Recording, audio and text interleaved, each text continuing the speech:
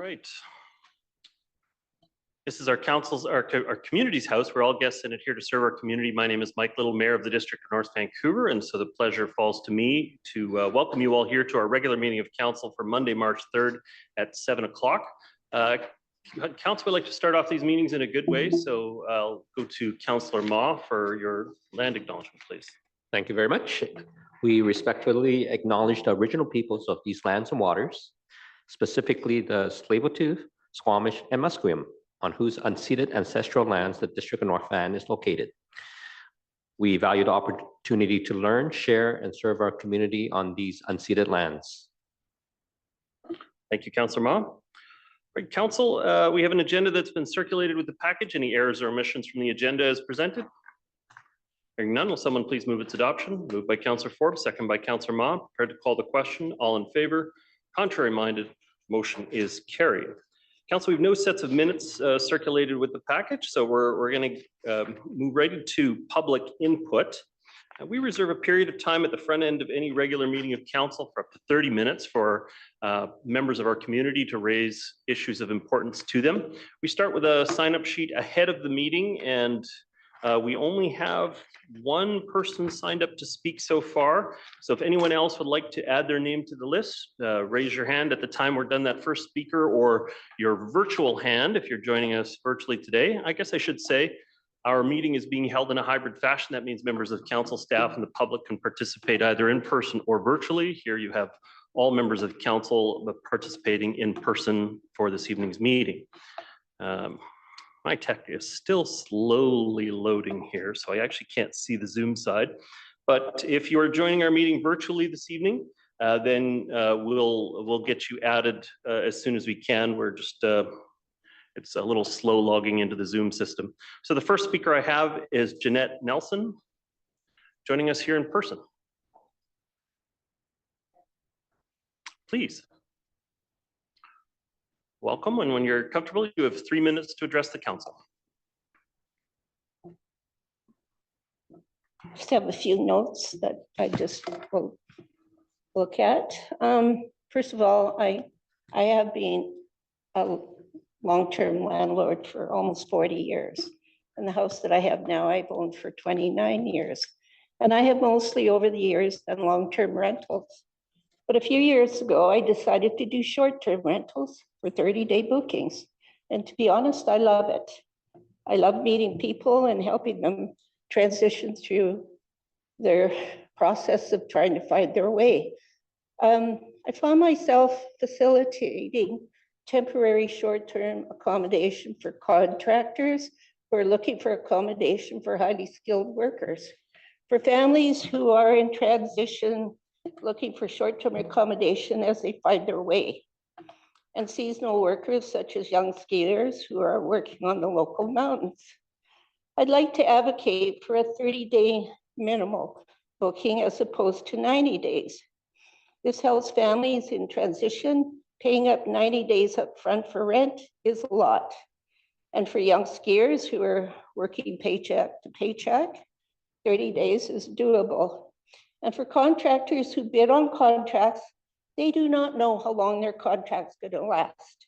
They can book in with their accommodation and extend their bookings for every 30 days. Sometimes as for me, 7 or 8 months. A 90-day booking, I find, is prohibitive for the skiers, for contractors, and newcomers.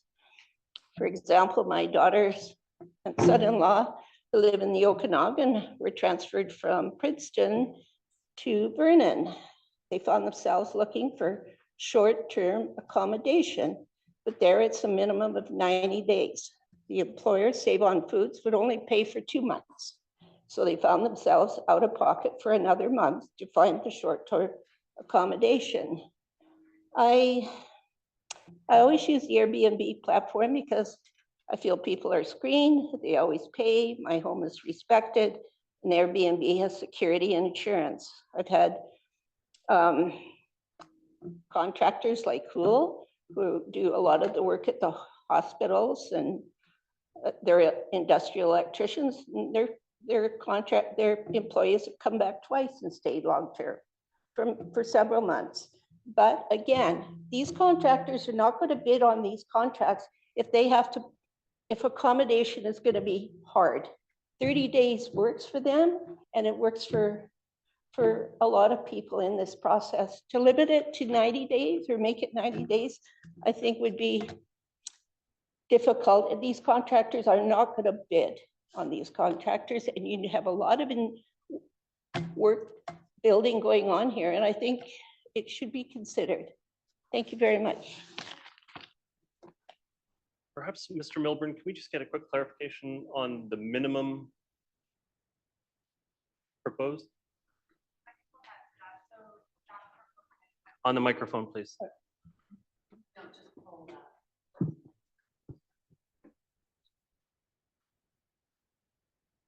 think this is on now. Yeah. So staff are proposing a 28-day length of stay, and this aligns with other similar uses in our zoning bylaw, to bed and breakfast. That's a 28-day maximum stay. Okay, so what is there a minimum stay? There is not. Thank you very much. I think that was something we should have clarified on that one. Okay, so the next speaker I have is virtual participant, I believe, Hazen Colbert. Good evening, Colbert. Mayor Little There we and go. Council. I think you can hear me. I can, but it's coming in quite soft, Hazen. If you could speak nice and loud, I'd appreciate that. You become the first person in my life to say speak nice and loud. I think you know that, Mr. Mayor Little. Mayor Little and Council, I'd like to take the opportunity tonight to issue my own private proclamation. I did make a request of Council that we that we have a proclamation that March the 9th would be Justin Trudeau Day, but I didn't have a response. But I would like to proclaim that at the very least that tonight we can thank our good Prime Minister, Justin Trudeau, for his excellent work over the last 10 years in face of uncompromising vitriolic resistance. He's done I will be blunt, he's done a good job, but not a great job. There have been better. But I would like to say that I would like to thank him for his service, because 10 years of public service is challenging, particularly when not only did he receive vicious threats and assaults and vitriol, but so did his good wife and his young children and his mom, who I know, Margaret Trudeau, from many years ago when I lived in Ottawa. And so I would like to say three things. They're all the same. On behalf of the District of North Vancouver, we say hip, hip, hooray, and hip, hip, hooray. I would also like to point out that the rules of the engagement tonight prevent anybody from being contrary to me, because they would have to impugn our good Prime Minister. So I don't expect anybody to stand and say anything negative. I know that there are some, including somebody who apparently is supporting a conservative by the name of Stephen Curran, who might disagree with me. I don't find any problems with supporting Stephen Curran. I simply think we should wait until after March the 9th, when our new good Prime Minister takes over and leads us into another 4-year majority. I thank this council for their understanding here. I also recognize that these are trying times. Some of you don't actually know how trying they are for those of us that have family that live not only in Canada, but also in Mexico. And all I'm asking that you do is recognize that these are genuinely trying times. Mr. Mayor, would you not be speaking to the clerk when I'm talking? Thank you. Please, let's come together as Team Canada. Please come together with our new Prime Minister on Sunday, no matter who it is, and please come together so that for the next 4 years, we have a majority Liberal government who can lead this country forward. I thank you all for listening to me tonight. You have no idea how important my message is. Thank you so much, and all the best to everybody here. Thank you very much for your comments, Mr. Colbert. The next speaker I have joining us virtually is Dr. Corey Koss. Corey, can you hear me? Yes, I can, your worship. Can you hear me? I can hear you clearly. Welcome. You have 3 minutes to address the council. Okay, I did send a text kind of message to just you, so you have a hard copy of what I'm about to say. I'm just going to talk about agenda item 8.2, the short-term rental. And the first point I'd like to make, there's no explicit provincial limit on the number of consecutive days a short-term rental can be booked, as long as each rental period is under 90 for BC or under 28 for the District of North Vancouver. Therefore, guests can book back-to-back stays whose total length can well exceed the usually expected limits. B, the limit of 6 patrons in short-term rentals would seem hard to enforce, especially if a number of children are involved. Look at page 30 of the report. C, I'm unsure that the fines listed on page 32 of the report are just one per stay, in other words, one per 28 days, let's say, or one for each day. There's no clarity on this. D, are children classified as, quote, guests in your use of the term guests on page 35, section 2, subsection A. E, are penalties listed on pages 39 to 41 per incident or per day of the stay. F, I prefer option 2, principal residence or vacant secondary suite unit. Cap of 1 as shown on attachment 8.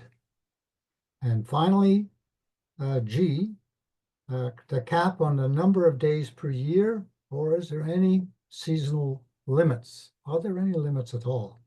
I didn't find any, but it would be nice to ensure it in the document that you don't have any caps on the number of days per year, or you don't have any seasonal limits. It was a point of discussion, and I failed to see it. Perhaps it's implied, but a little more clarity would be welcomed. Thank you very much. Thank you for your comments, Corey Cost. The next speaker I have is Jay, joining us virtually. Jay, I need you to, we keep theoretically sending a pop-up box to your screen to ask you to become a panelist. You need to accept that so we can make you a panelist on the call. Okay, it looks like that's happened. Thanks. Can you hear me now? Yes, I can. Welcome. You have 3 minutes to address the council. Perfect. Thank you. Good evening to everybody. It's my first council meeting attending, so I really don't know what the criteria, the format is. It's just for me, I was in the process of looking to apply for the short-term permit, and I see that there are some restrictions for the DNV. I just want to understand what is the delay for DNV. You know, you to get on the platform for short-term rentals. March 1st is the deadline. You know, based on the city.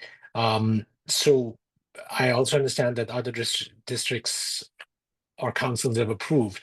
So I just want to understand what is it that DNV has that you know, City of North Van or West Van or the province has, which says that there needs to be a delay in the short-term rental licensing. Okay, well, we'll try and get an answer, but I think we're timing it with when the registration kicks out in the province that people will be able to have applied. That's the requirement. You don't actually have to have the DNV permit in place to be on the registry. You have to apply for the DNV permit in order to show up on the registry approved by the province. But we'll get some additional information when we do the presentation on item 8.2. Okay. Thank you. Thank you. You bet. Anybody else wishing to address the council? Yes, come on up. And if you're virtual, if you want to raise your virtual hand, we'll get you into the queue here. welcome. When you're comfortable, you have 3 minutes to address the council. Appreciate if you would start with your name and approximate address for the record. Sure. My name is Bob Olson, and I'm from Pepperton Heights. Thank you. And I've come just to briefly mention about our free trade agreement with the United States and Mexico. I'm concerned that Airbnb is a very powerful company. And I'm concerned that it is so powerful that if the District of North Van decides to, in any way, in their view, interfere with their business, they can sue us. And so we talk about what the things that we're going to do and stuff like that, how many days we're going to do this and that. At the end of the day, it might not be controlled by us. And that's I just wanted to mention that we should probably have legal people looking at the free trade agreement, and who knows what the next free trade agreement is going to be. But I would like to see the District of North Van maintain some control over what happens and not be controlled by another country. Thank you. Thank you. Okay, would anybody else like to address the council? Hearing none, we're going to move on with the rest of the agenda this evening. Tonight we have a special delegation coming to join us. Stan Van Workens, if you want to come and get ready with your delegation. I do just want to say the difference between delegation and public input is we create a special opportunity for organizations within the community to update us on their activities.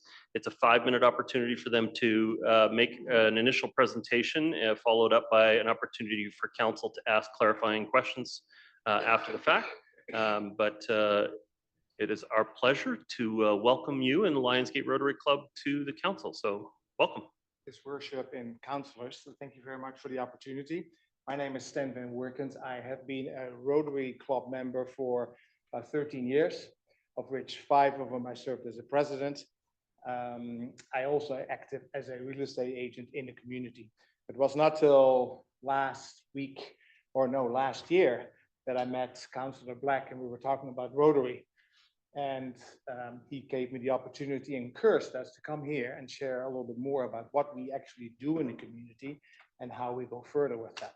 So I want to introduce our treasurer, Ron Shaw. He's also district governor for the 5040 district of Rotary. Ron, thank you. Our microphones are set up so if you're seated, so Stan, if you're going to stay there, that'd be great.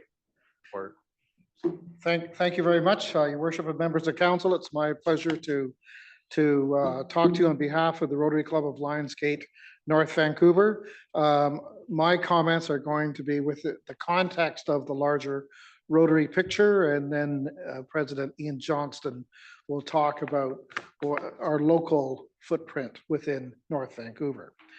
We're very proud to be part of the world's largest service club.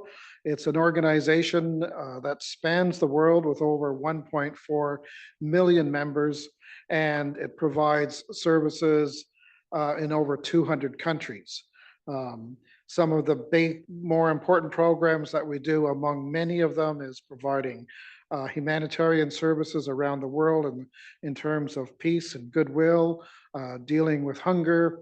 One of our big projects, of course, is working with the Bill and Melinda Gates Foundation and the World Health Organization for the eradication of polio.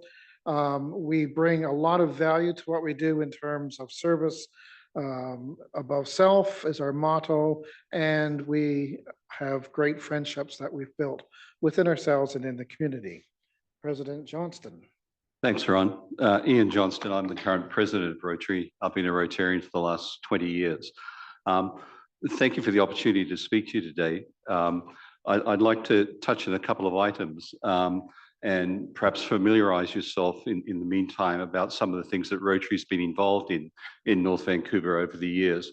We've been here for 47 years, actively in North Vancouver. And some of the projects we've worked on locally, for example, Rotary initiated the Youth Safe House, which we worked with the district on back in 2002, and that's now being run by Hollyburn Services. But that was something that Rotary initiated many years ago. We also are active in working with all the local North Vancouver schools, and we provide scholarships for every North Vancouver school each year. And over the years, we've provided over $100,000 worth of scholarships to North Vancouver students. One of the other things that we work with council on through the Recreation Commission is that we've hosted Canada Day celebrations down at the shipyards for the last over 30 years, and we'll be doing that again this year. So that's our major community service item that we do during the year. And another little known secret that we work on is we repurpose medical equipment with other Rotary groups on the Lower Mainland and send them overseas. So for example, we've sent over 20 containers of medical supplies to Ukraine so far. And the value of those goods to over the years is over $160 million worth of repurposed medical supplies that have come out of our local community that have gone to over 60 countries around the world. We continue to focus on youth on the North Shore, and we work with Backpack Buddies. We have a relationship with them, and we go there every month now and work with them, and we've provided new bins for them for their storage units, and we work with the Boys and Girls Clubs. We work with various other groups on the North Shore.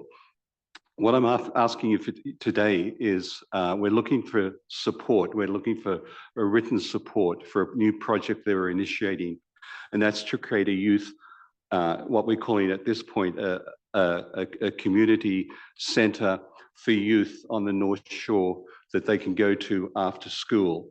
And we're calling it at this point, we're calling it the North Vancouver Youth Clubhouse Project, where we're looking at creating a welcome and safe and supportive environment that will fuel growth and nurture skills and development for the North Shore's future leaders. So we're working with all, other community groups like Hollyburn Services and Community Services on this project. So we see it as a 5-year project, but it's a big project we want to initiate, and we're seeking council's support to move ahead with this project. Thank you. Very much. Okay, Councillor Back, you have a question for commission? Second by, sorry, Councillor Hanson, second to Q, or you're seconding? Yep, Councillor Back. Thank you, Your Worship. Thank you very much to the three of you for coming and presenting tonight. Thank you so much for all the work you do as volunteers for decades, important work across the North Shore. The North Vancouver Youth Clubhouse project caught my attention. One of the motions I brought forward to council was to reinvigorate the idea of a youth center in Lynn Valley. And I'm wondering if you've got any locations in mind for this project? It's just preliminary at this point, so it's still conceptual at this point. But we welcome any input that you might have on that subject. Yeah, well, that's certainly an idea I would welcome exploring further with you as a council. Can you touch on any challenges that you're having as an organization right now? Any other areas where you could potentially use some help? You've given me a 5-minute limit. If you give me to midnight, I'll cover it for you. But the biggest challenge we have, in fact, is membership. That community service is not, community it functions differently than it has traditionally. So you can tell by the grey hair here that our challenge is recruiting younger members, like I see around the table here. That the one message. Oh, thank you. Hey, you all looking good to me. But just one thing in one of the Rotary story I give, that I waited till I retired before I joined Rotary, and the one message that I give to anybody that's looking for doing something in volunteer basis, I wish I'd started it 20 years earlier, because it gives you such great communications and commitment and sense of fulfillment in the local community and international community. Really, you're going to have to tell me to stop. But we welcome any input that we can get from any members. So please contact us if you're looking for even more community service beyond what you're already giving. We welcome that. Thank you. And we do hear that challenge from every volunteer organization, whether it be yourselves or the Lions or, various other groups that come forward. And, one of the things I think people might be more drawn to, with limited time and, people that are working and have younger families, is specific tasks, specific projects. And I think that's, you've got some great ones. I was encouraged, or I didn't know about the repurposed medical supplies and the work that you're doing there. That's really interesting. On Saturday, I'm going packing a container that's $160 million that's come out of the Lower Mainland that have gone overseas but with repurposed primarily medical equipment. As I Very said, cool. we've sent 20 containers just to the Ukraine since the war started. That's fantastic. Thank you for all the work that you're doing. Thank you. Thank you very much. Councillor Hanson. Yeah, thank you very much, and thank you for all your good works. I was some time ago and for a time a member of the North Van Rotary, and I'm aware of the good works and the excellent experience it is to be with other people that are serving our community in a generous way. Just on the issue of the declining numbers and membership. When I was involved, I believe there were two Rotary clubs on the North Shore, yours and North Vancouver. Have they consolidated now just to one? No, there's actually 4. There's 4? There's 2 in North Van and 2 in West Van, Okay. one on Bowen Island. And maybe you could just tell us a little bit about the Rotary clubs across the North Shore, what type of total membership you have and participation now, and what strategies you could offer, you could encourage us to offer to increase your membership. Thank you. Yeah. I can't give you an exact number off the top of my head, but I'd say in the order of 70 Rotarians on the North Shore. And spread between those 4 clubs. And the thing about Rotary is it's all Rotary, and individual clubs work on different projects. But as Ron mentioned, there are global projects that we will all work on together, like preventing polio and things like that. And really the only difference is that when clubs meet. So one of the reasons there's 4 different clubs, and one of the reasons I'm a member of this club, it meets at lunchtime. At the time when I moved back to North Van, I was living in West Van, and that they meet at 7 o'clock in the morning. And now that I'm trying, exactly. So lunchtime sounded pretty good to me. But one of the things we're doing cooperatively with the other clubs on the North Shore, for example, on Canada Day this year, we're going to be all the North Shore clubs are going to be participating. We as Lionsgate will still host it and coordinate it because we've got that expertise, but all the clubs on the North Shore will be represented there. And one of the items that we have is something called Shelter Box, which provides housing to people in disaster areas. And that's a global project that we all work on. And one of the other clubs, for example, will be maintaining that and demonstrating the use of that project. So we work together on some things and separately on others. I should also point out that we do support our club through membership fees.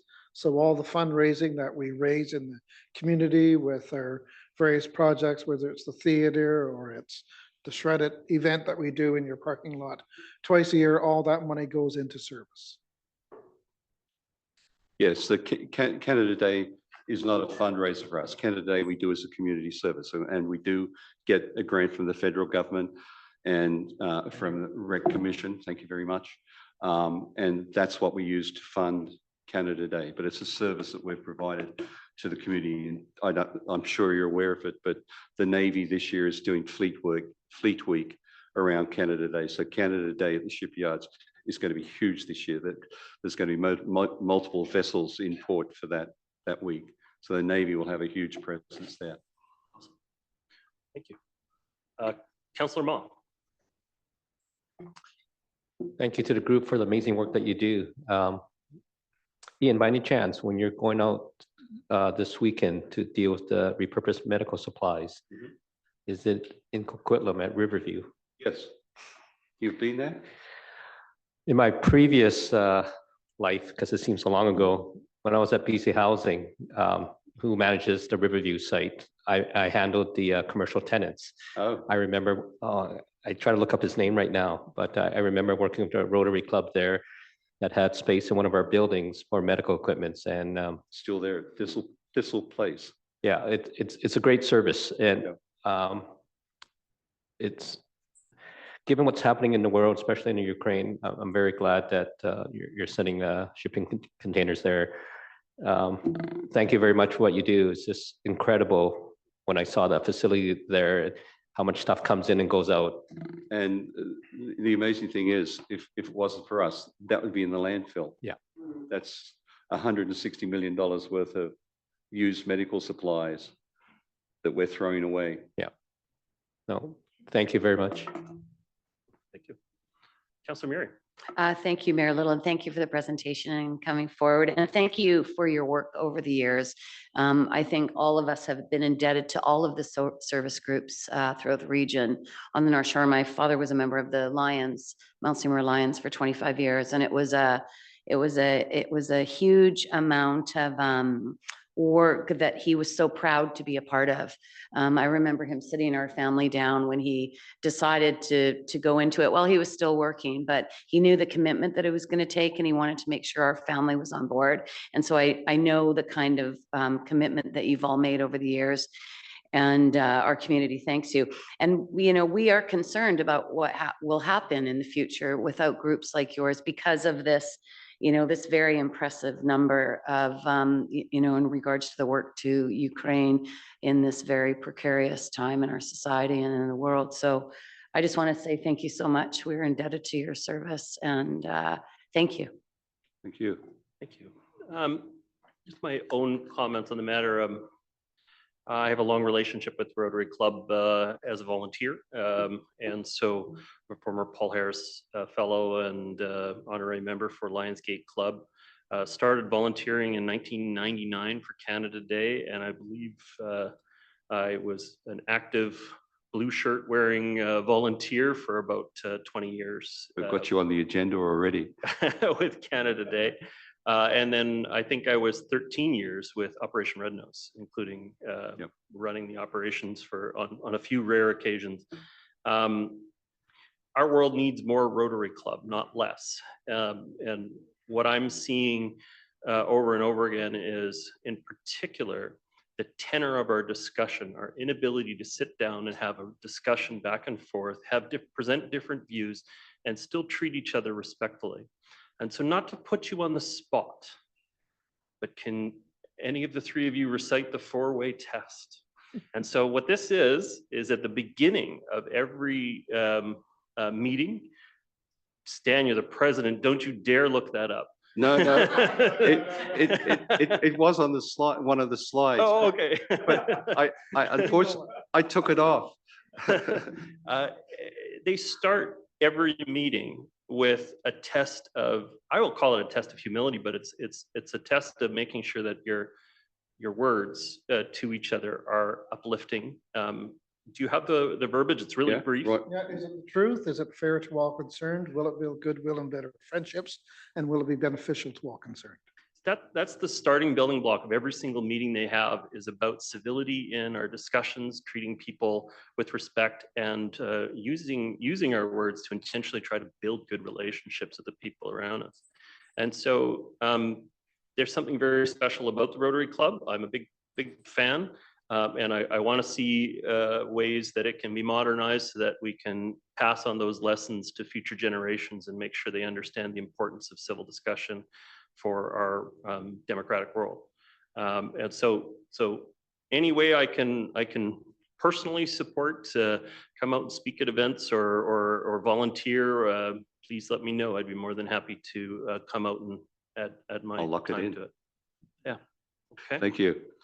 Thank you very much. And likewise, anybody's welcome to come along to any of our meetings. I don't know if you received the handout. There was a rather large presentation that we circulated with about 20 slides that gave more detail about some of the projects we're working on. So I recommend you look at those, and there may be some interest in there in any one of the projects. One of the things about membership, just to wrap up, that we're doing to encourage membership is we're a lot more flexible than we used to be. Years ago, it used to be an old boys club. I'm talking about 50 years ago, but now it's very with very strict rules. It's now very flexible, and very open to all people. We're very diverse in our memberships, both age and any other criteria you may choose from. And then even in our meetings, we generally meet at lunchtime, but we have social meetings as well. One of our meetings now, instead of having a meeting, we go down to Backpack Buddies and spend a morning packing food down at Backpack Buddies and treat that as as our meeting. Happens to be next to the brewery there, so that's handy for lunch too. That's okay. Thank you. Thank you very much for your presentation. Council, we've moved and seconded receipt of the delegation. I'll call a question. All in favor? Contrary minded, the delegation is received. you. On behalf of the council, thank you very much for all you do in the community.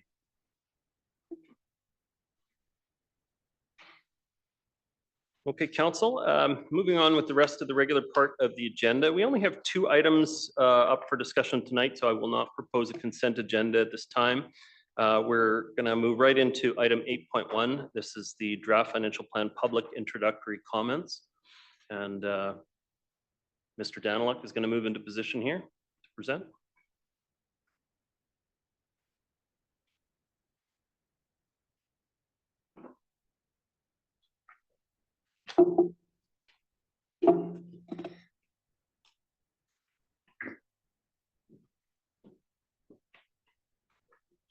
Welcome. Floor is yours, Mr. Daniluk. Thank you, Your Worship. Good evening, members of council. Last Friday, staff released a report summarizing feedback received during the public input period on the budget, along with staff responses to questions asked. This year's public input period was held between February 12th and 24th. There were more unique visits to the webpage this year and more inquiries compared to last year, though fewer than we received in 2023. The top themes were artificial turf fields, general affordability concerns, and the budget process itself. Tonight is an opportunity for council to make any opening remarks on the budget or ask any clarifying questions related to the public's input prior to next week's budget deliberations workshop. At that workshop, staff will be seeking council's direction to prepare the financial plan bylaw for approval, which will be brought back at the subsequent meeting. Staff are available to answer any questions tonight, and if we can't answer your questions, we'll get back to you by the end of this week. We've certainly faced a unique set of challenges this year, from rising protective services costs to climate-related events and their impact on public safety, as well as the impacts from the wastewater treatment plant and looming U.S. tariffs, which I believe the Prime Minister announced tonight that the U.S. is proceeding with tomorrow morning. Despite all these challenges, council's direction through this year's process has left the district in a more sustainable financial position, especially when compared to what we're seeing out in the rest of the Lower Mainland, where municipalities have used surplus to get through this year and buy themselves some time to solve these problems. The hard work has been put in through this year's process to get us down to the position that we're at tonight. And so we thank council for their direction on the budget. And although we anticipate further challenges in the future, we believe this budget is now ready for the deliberations workshop. Thank you very much. And, you know, I do appreciate having all of the staff responses incorporated into the input. I know that the number, that 149 responses, is higher than in previous years, but it's very helpful for everybody to see the responses on that. And so thank you for taking the time working with staff to prepare those responses. I'm probably not going to add too many comments tonight, except to say that most of the big issues I was anticipating heading up to here have been identified by the public in the process. I was, you know, pleasantly surprised to see a lot of them actually showed some deep understanding of the issues that we were facing in the community. And so that was good to see. But I don't have too many more comments tonight. So I'll be moving, I believe receipt is the motion that we're looking for on this. And I'll be seeking a seconder for receipt. Is there a seconder? I'll second it. Thank you, Councillor Miriam. Councillor Miriam is the seconder. Do you have any additional comments you'd like to add about public input? I'm just having a little bit of challenge with my agenda right now, so I'll come back. Okay. You want to go to another speaker? I don't have any other speakers that have raised their hands. Would somebody else like to comment? Councillor Pope, are you? Go for it. I will go. Thank you very much, Mr. Mayor, and thanks, Mr. Daniluk, for the presentation. I've been asked tonight to limit my remarks to the response to all of the public input that we've had. I would like to expand further on that, but it mainly surrounds a couple of key issues. And I think that affordability is top of mind for many people as we discuss the budget tonight and this week. And this week, people in the district will also be getting their utility bill. And they will see that the bill for the North Shore wastewater treatment plant will not be the oft-quoted $590, but $1,100 because of Metro's mismanagement of the project. So I have two questions about that to start with. If you could please explain why there's that difference. And also last November, this council endorsed my motion to ask the province to allow utility bills for the North Shore wastewater treatment plant to be deferred. And I'm wondering what happened to that. Through your worship to Councillor Pope, on the difference between the $1,100, which is our estimated amount on the single family home over the next 5 years, the amount that the sewage cost will increase related to Metro Vancouver's financial plan over 2025 to 2029. The reason the difference is which was presented at the budget outlook last July, is there was the previous 5-year plan, which had increases related to the original $1 billion project. And then there were the extraordinary costs that were captured in the $3.8 billion project. So the 590 related to the extraordinary costs, and the other increase related to the original financial plan and the cost to implement that. So we've been bringing this up. We brought it back in May, and indeed council brought it back through the mayor's office to Metro Vancouver last May. And then we brought it back again at the budget outlook in July, making sure that there was some transparency around the total costs that would be incurred. But you're right, there's been much out in the media about the 590 over 30 years and not a lot about the 1,100, which is the total impact that our ratepayers will experience. And sorry, the other question was related to? The other question is surrounding what happened to our request to the provincial government for to ask them to defer the utility bills. Thank you. The original request to the province actually came through the UVCM in 2023. I believe it was, I can't remember the name. One of the municipalities brought it up. It was unanimously supported at that convention. And the province in 2024, I believe, responded saying that they weren't pursuing that at this time. And then this council sent a reminder to the province this January about the need to rethink that because of the challenging times that we're in, and asking to put the deferral of the utility payments back on the agenda. Right, I understand we haven't heard anything back from them. So have we followed up, or? We can look into that. Yep. Yeah, I think we need to follow up, especially when we're probably going to get a lot of calls about people who are shocked by the $1,100 that they're facing this year for just the utility bill. So at any rate, I'd just like to move on to the actual budget itself. Can I just clarify something there, Councillor Pope?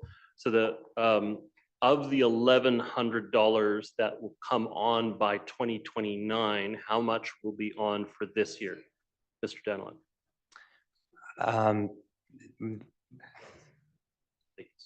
We've used reserves to stabilize the impacts this year, and will continue to stabilize over the next few years. And I believe it's in the range of 200, just under a couple hundred dollar increase. Yeah. So just to be clear, so Metro Vancouver agreed to scale up the portion of the from the old budget of 1.058 billion up to the 3.86 billion. They allowed us to scale that over 5 years. So it's coming in 5 separate increments to scale up. So it's not all coming on this year. It'll be scaled up out to 2029. That's true. So in the graph that you sent me, it shows very clearly in this year, 2025, and can you stop my time on this? It shows, the graph shows, and it's in here somewhere, for 2025, that it's the total of $1,100. The graph is And 2025 to 2029. And this is constantly, we never seem to get the right number for this, right? So I think it's super important. It's on page, should be on page 10 Of of the agenda, I believe. Should be included in attachment 1 to the report, the 20, 2025 to 2029. yeah, that's it. Okay, you've got it, Jim. So here in 2025, it has $1,126 for this year's amount. for Right, compared to 2025. 946 last year. Yeah, This includes the It was up to D&D. 2,039 by 2029, and those are the estimated right. amounts at this point. So the difference between the 2,039 and the 1,126 is about 1,100 as well. So maybe there's just two 1,100 numbers that you're thinking about. Yeah, so what is the amount that taxpayers are facing that they have to pay this year for the North Shore wastewater treatment plant bill only? Or for their utility bill?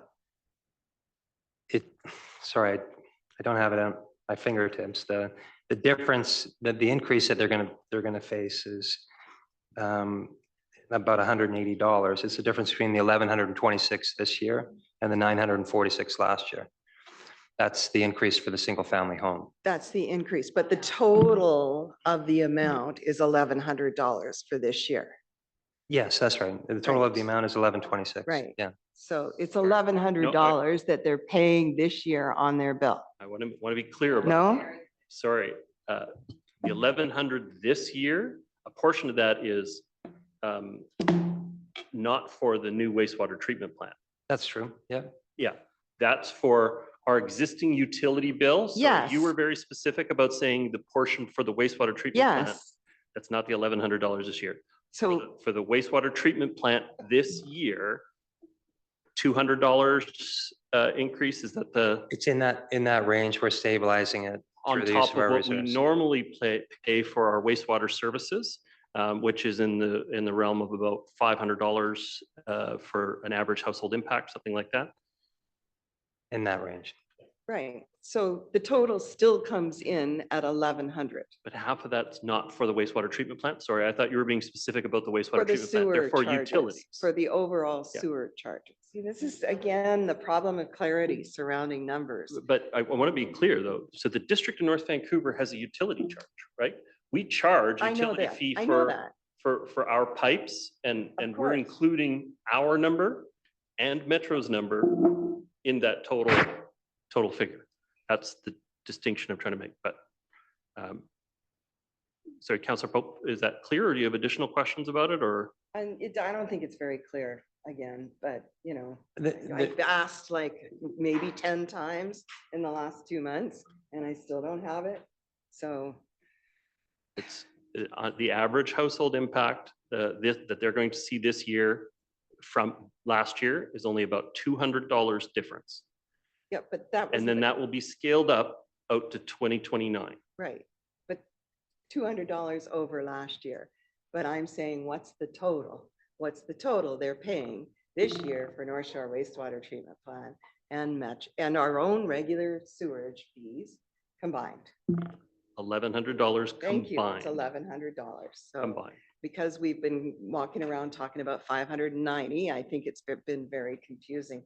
I'm not happy about all my time being eaten up by getting one clarification on this one question, because I actually have other things to say about the budget. I do think it's just important to clarify this point because the question was about the 590. The 590 is an amount that our residents will pay over the next 5 years, starting this year. So it scales up to 590 over 5 years. A total of 590. The question was about what was the total impact to our residents? It's not just 590. It scaled up, as the mayor was saying, up to $1,100 more over the next 5 years. So I think that's an important point. Sorry, we won't, when you're speaking, the timer runs. When we're responding, the timer doesn't run. So just to be clear about that, it's still your time. But there's really 3 pots to the metro portion. There's the amount we pay for the current existing maintenance and operations of the existing facility. Then there's the part that we pay for up to the 3rd budget, which is the $1.058 billion approved budget. And then there's the 3rd portion, which is from the 3rd budget up to the 4th budget, from 1.058 billion up to 3.86 billion. That's the 590, is just that last portion. We still have to pay the operations and maintenance of the old plant because it's still operating. And we still have to pay the original $1.058 billion budget for it. So it's compounding all 3 that gets us to the $1,100 figure. Clear as mud, Mr. Mayor, clear as mud. And I think that taxpayers deserve better. I think that it needs to be clearer. I've had many calls from reporters in the last few weeks saying, you know, what's the number? And that's why I asked you repeatedly. And the number I got back was 1,100. Anyway, there goes all my time. So I have nothing to say about the budget itself because I'm out of time. But that seems very unfair to me. You still have 4 minutes, 3.5 minutes.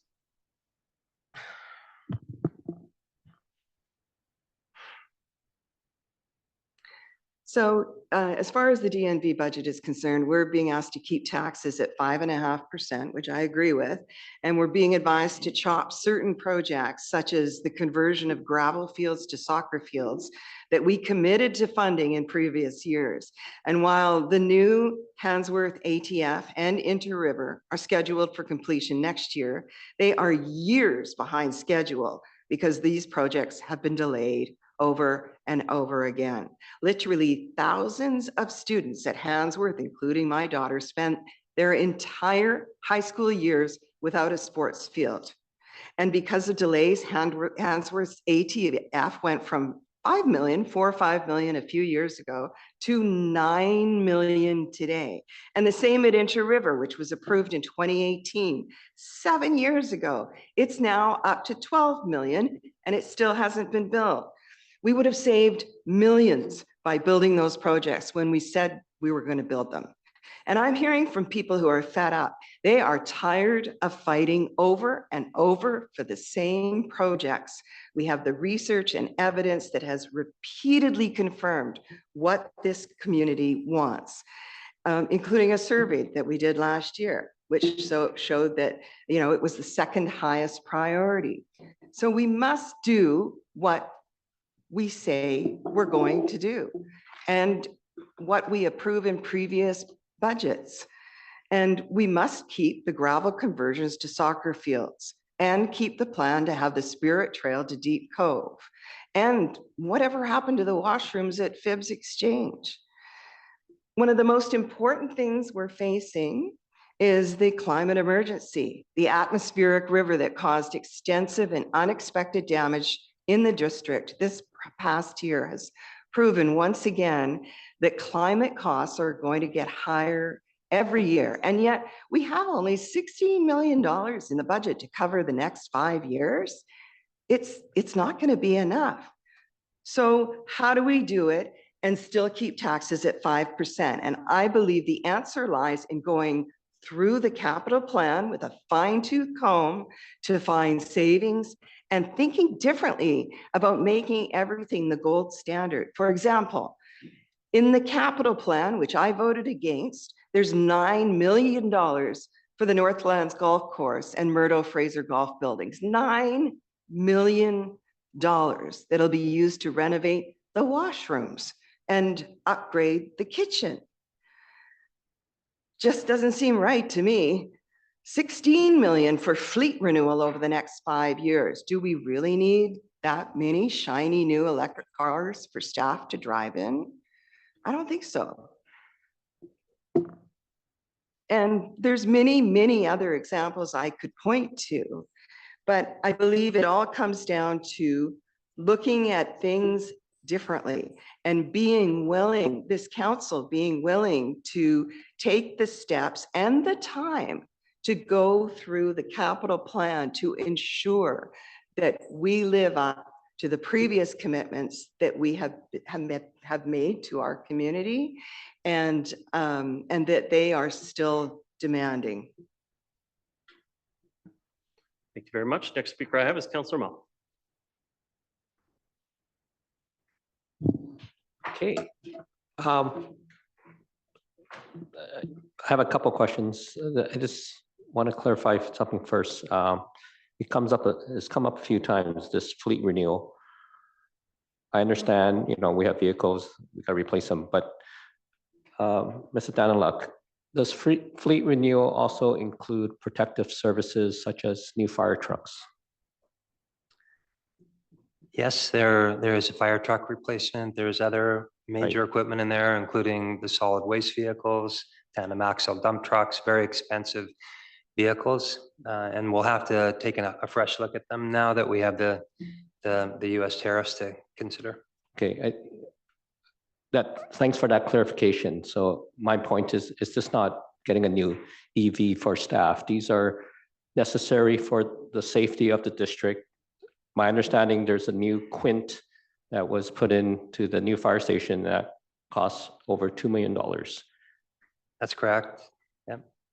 And these are replacement vehicles. They're existing vehicles requiring replacement that are end of life that maintain the services currently provided to the district. Thank you for that clarification.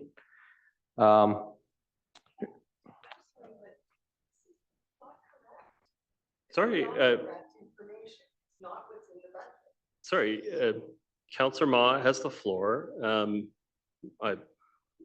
It sounds correct to me, but we'll double check that, Ms.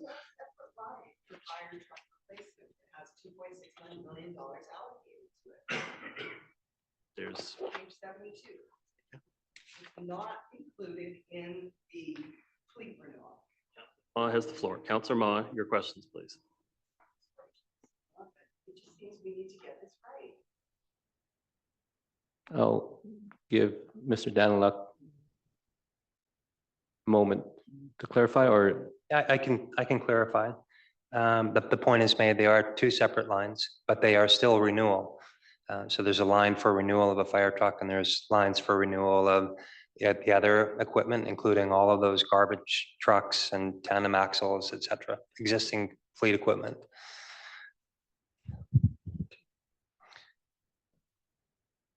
I know we're dealing with a lot of challenges trying to balance what we need to have and what we need to have for our community and what different groups are asking for as well.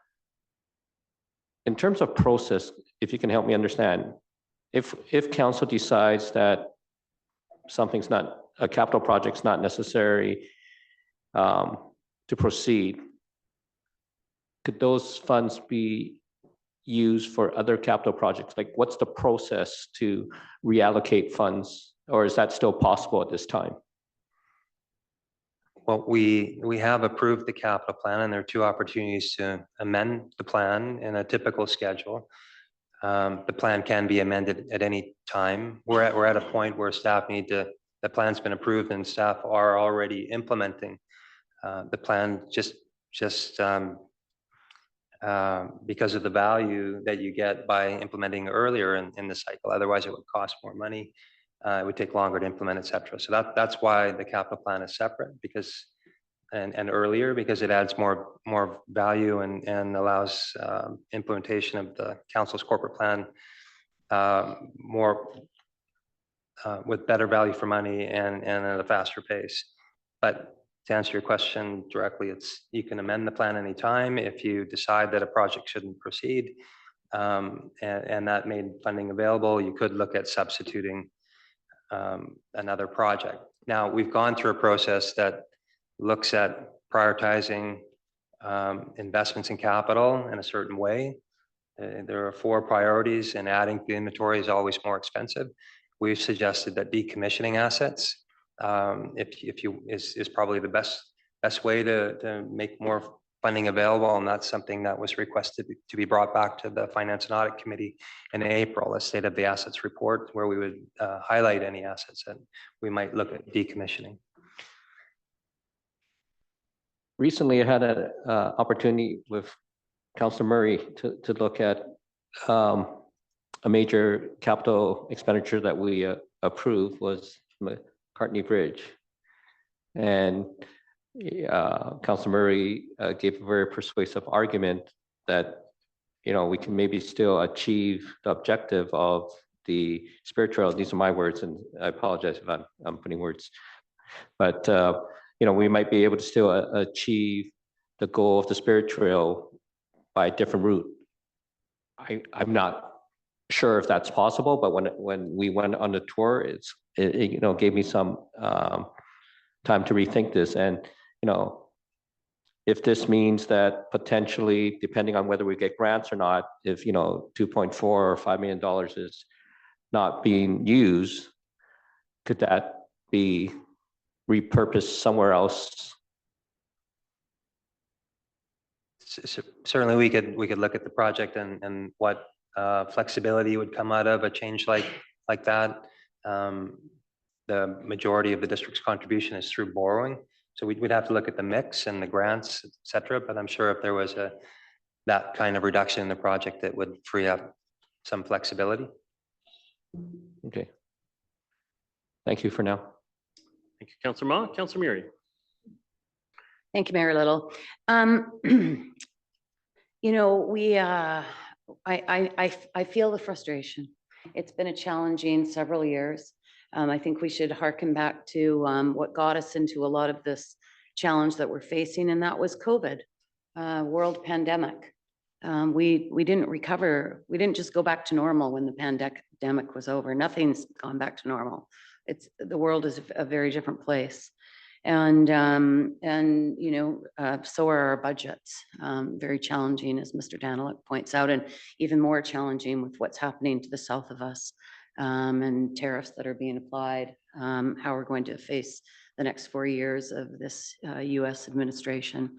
2 months in, and it's a very challenging, sad narrative from my perspective.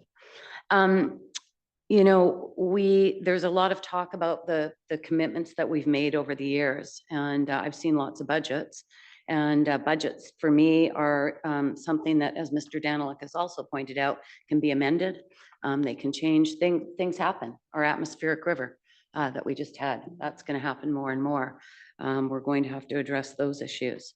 Commitments that we make to the community, and all sorts of things happen. Inter-River Turf Field was decided, I think, in 2017, 2018, and then we started moving forward, and then, oh, we had a pandemic and the world stopped.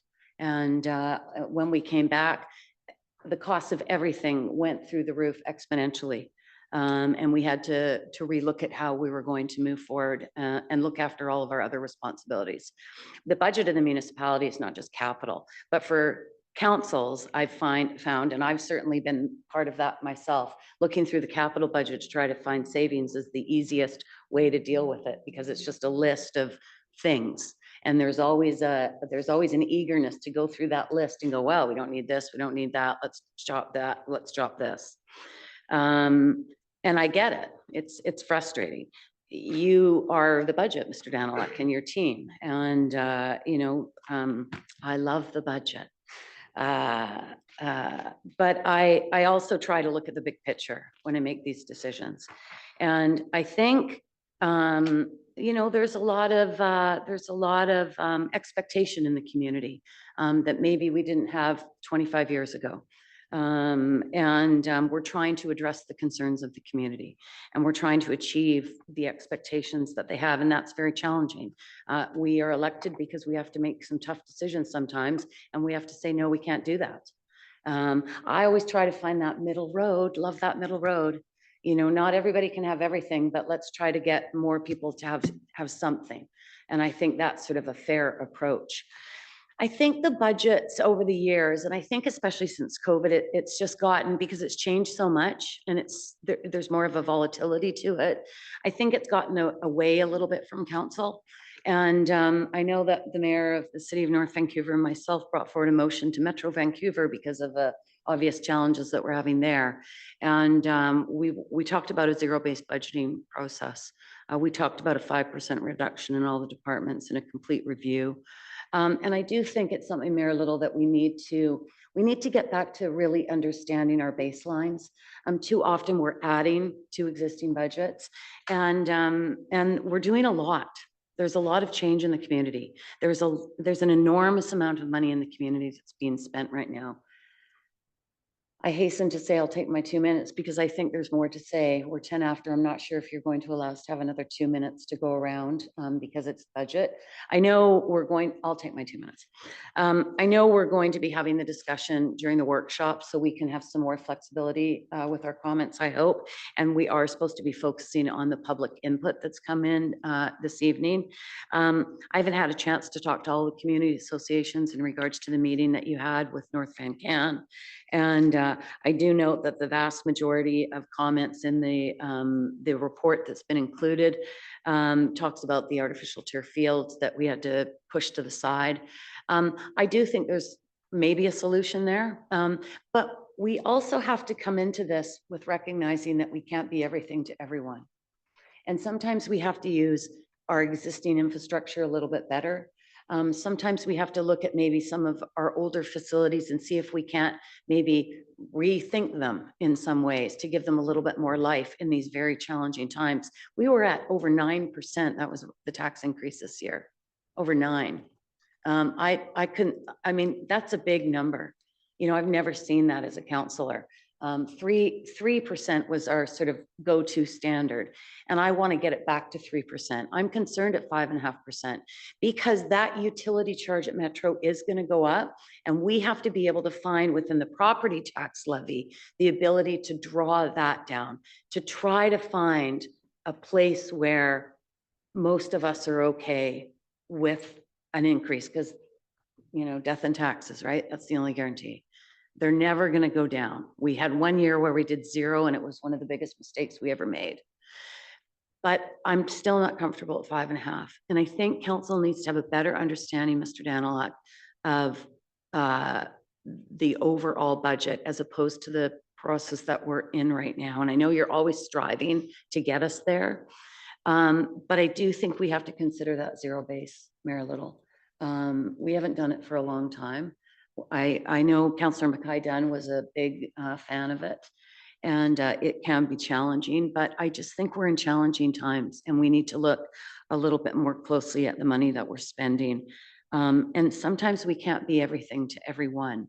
So we have to find a compromise. And that's what I'm going to try to achieve when we go to the workshop and start discussing some of the challenges that we're facing and some of the expectations in the community. Thank you, Mayor Little.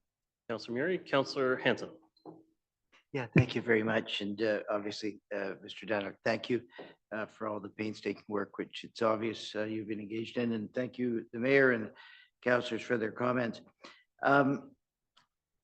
So what we seem to face is we're committed to a 5.5% tax increase with 1% set aside for infrastructure. If we're talking about a 4.5% operational tax increase, and we've settled upon this number. To arrive at that, we have to draw a certain amount off reserves, which effectively is a kind of hidden taxation, but we're doing that. We're also incurring debts. And then apropos the public commentary, we're deferring some projects. Spirit Trail, the eastern portion's getting deferred, so there's some ATF fields.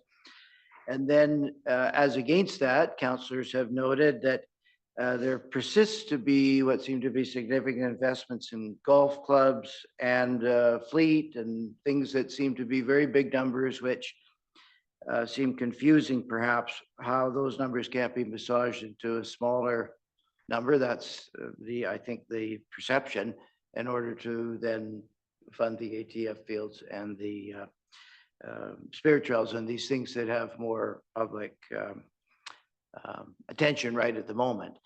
And it is a bit confusing, to be honest, Mr. Daniluk. It is a bit confusing. There's quite a bit. There are many moving parts here.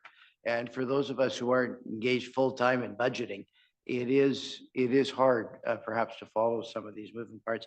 I mean, the question that I'd ask is, I mean, will we really have a chance and I don't think we can accomplish it in our discussion next week, but because we simply never have the time, but will there be a chance to somehow really quantitatively understand where we are persisting to spend money, where we're not spending money, and really, as a council, be sure that we're convinced that we're getting those priorities right, because it is a bit confusing, honestly, and it seems as if a lot of it is a lot of these decisions, I guess, are being made without our really delving into those details. So I just leave that as a question, perhaps over the process and how you think what might be done to assist us to really make those the balancing act of values that we need to bring to bear to what our priority is going to be over the spending, given that we're committed to 5.5%. We don't want to borrow any more money than we're slated to borrow, and we don't want to draw off any more of the reserves than we're scheduled to. Thank you. Gentlemen.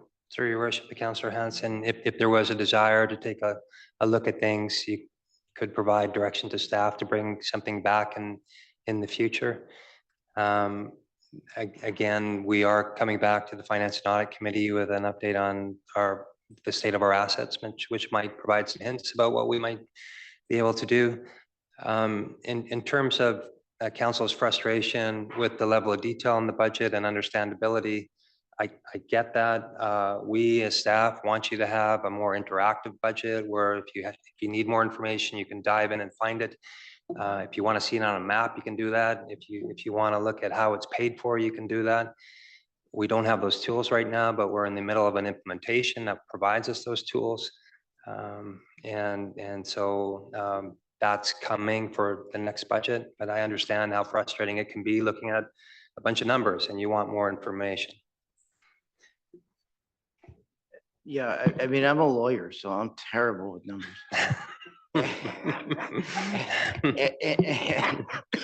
And it just is hard. I mean, the essence of it, and some people are obviously much better at it than others, but I mean, it's following this schedule and going through the different years, the different numbers. So I'm interested in thoughts that you might have as to how it could be simplified and the decision points perhaps could be isolated better for us, so we can see and follow the bouncing ball where we're making decisions to spend, where perhaps we could make other decisions in order to arrive at a different place without, as I say, increasing taxes or going further into debt. Through your worship to Councillor Hanson, the OCP update actually provides a very good opportunity to take a look at that, to look at things more strategically. The relationship between the OCP and what we refer to as rolling 10-year financial plan. We look at the service levels that are envisioned within the OCP, and then we quantify that over a 10-year period, which might give council an idea about whether or not you're on the right path.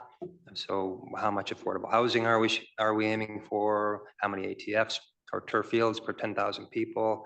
What should the trails network look like? What should the urban tree canopy look like? Well, how should we address the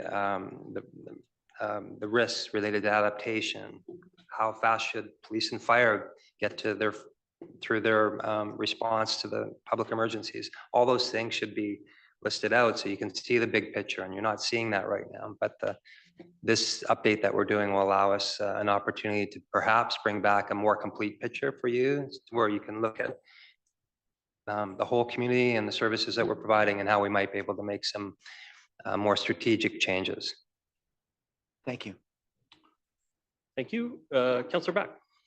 Thank you, Mayor Little. I think my comment can be fairly brief because I think you're hearing the theme around the table here is that, you know, we're looking for a clear way to see all of this. In the past, budgets haven't been this challenging, so maybe there hasn't been a need to see this level of detail, but I think we're all saying now around this table that we want to see that level of detail. We want to see how all these things connect.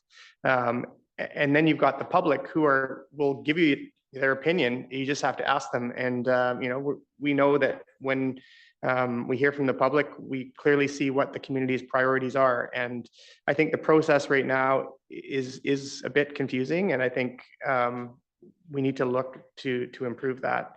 I've never been part of the zero-based budgeting approach, but I'm interested in that. I mean, one of the things that I would like to see is that we go through and we look, rather than just canceling or deferring various projects, we actually look inside each project, go right through the capital plan and say, where can we save 5%? Where can we save 10%? Because all of that will roll up, hopefully to a big number.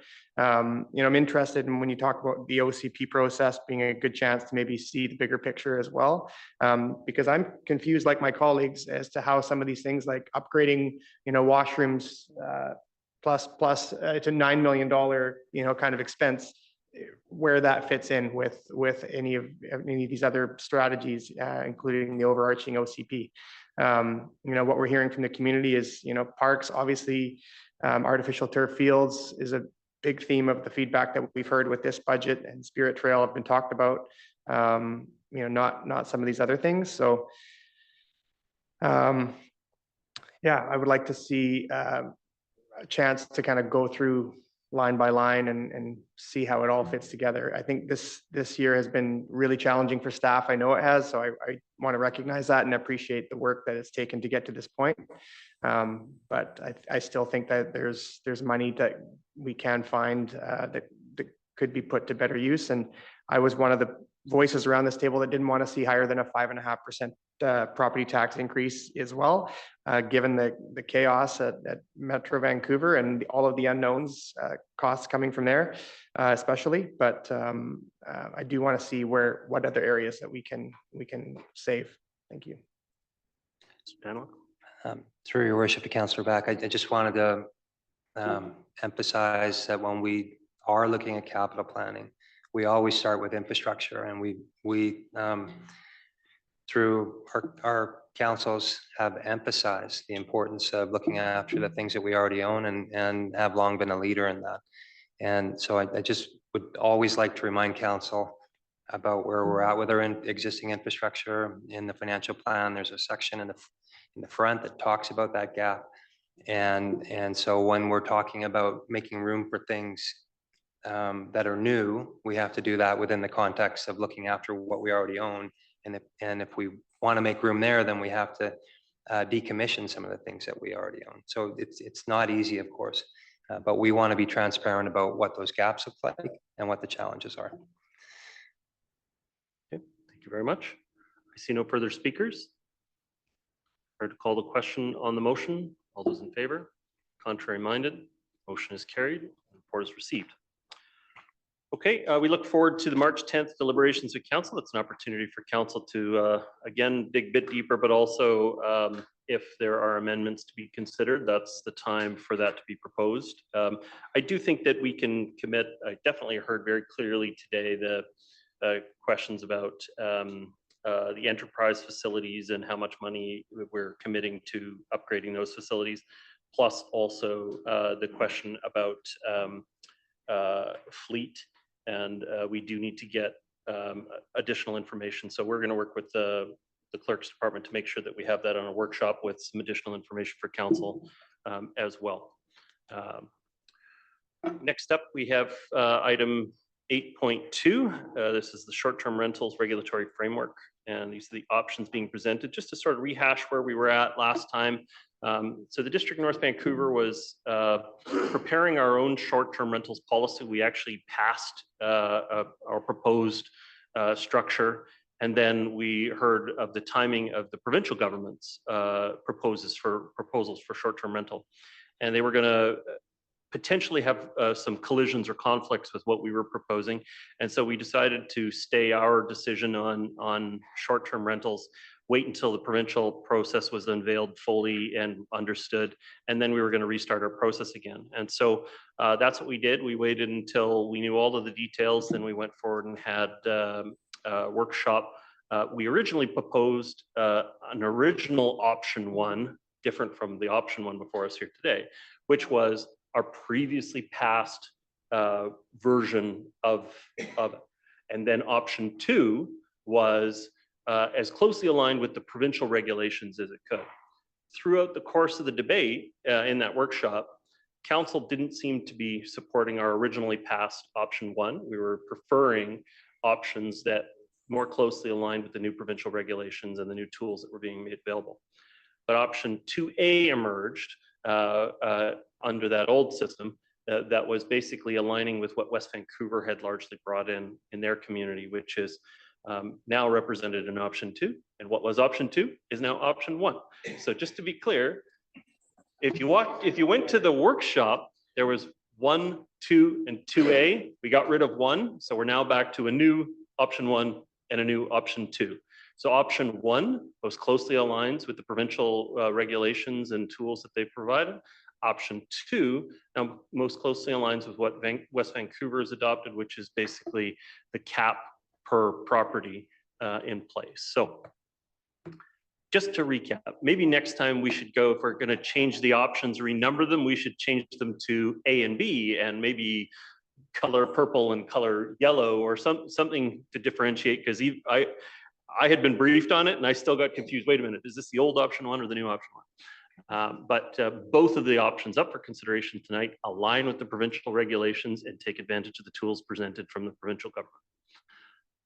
All right, that's enough preamble. Over to you. Your Worship, Ms. Adva has some brief introductory comments. Ms. Adva, please.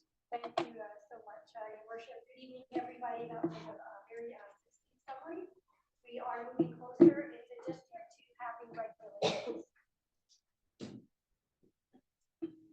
Thank you very much. We are moving closer in the district to having regulations for short-term rental accommodations. Tonight, staff are recommending bylaws related to zoning, licensing, and enforcement. And together, these bylaws describe what a short-term rental it is, would allow them to operate subject to several conditions with a business license. So there are 2 packages, bylaw packages before council tonight, the 2 options, and they do reflect the direction from work to date, including discussions from last month's council workshop. One of the key elements here is the principal residency feature, and this is where a principal residence, where an individual makes their home and conducts their daily affairs. Option 1 would allow a short-term rental in an operator's principal residence, plus 1 vacant accessory unit like a suite or a coach house. And option 2 would allow a short-term rental in the principal residence or a vacant accessory unit, so only 1 per lot. Would like to know also to clarify that short-term rentals are proposed to also be permitted in apartments and townhouses where they are the principal residence.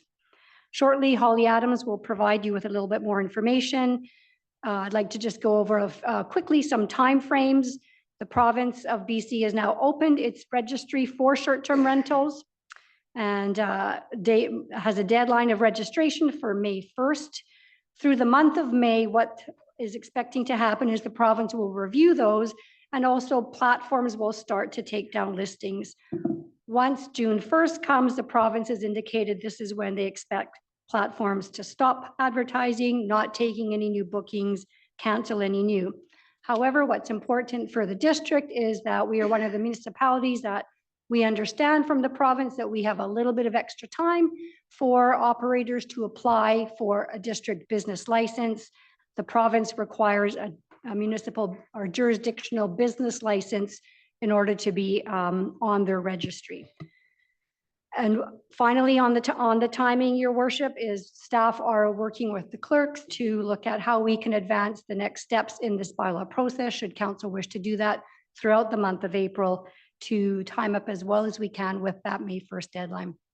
Thank you very much. With your permission, Holly Adams can take over from here. Thank you, Ms. Adva. Ms. Adams. Thank you. So good evening, Mayor and Council, members of the public. My name is Holly Adams and I work in the Community Planning Department. So tonight's presentation is really about moving from our current situation where short-term rentals are not permitted in the district to a regulatory regime where short-term rentals are allowed and then can be regulated by the district.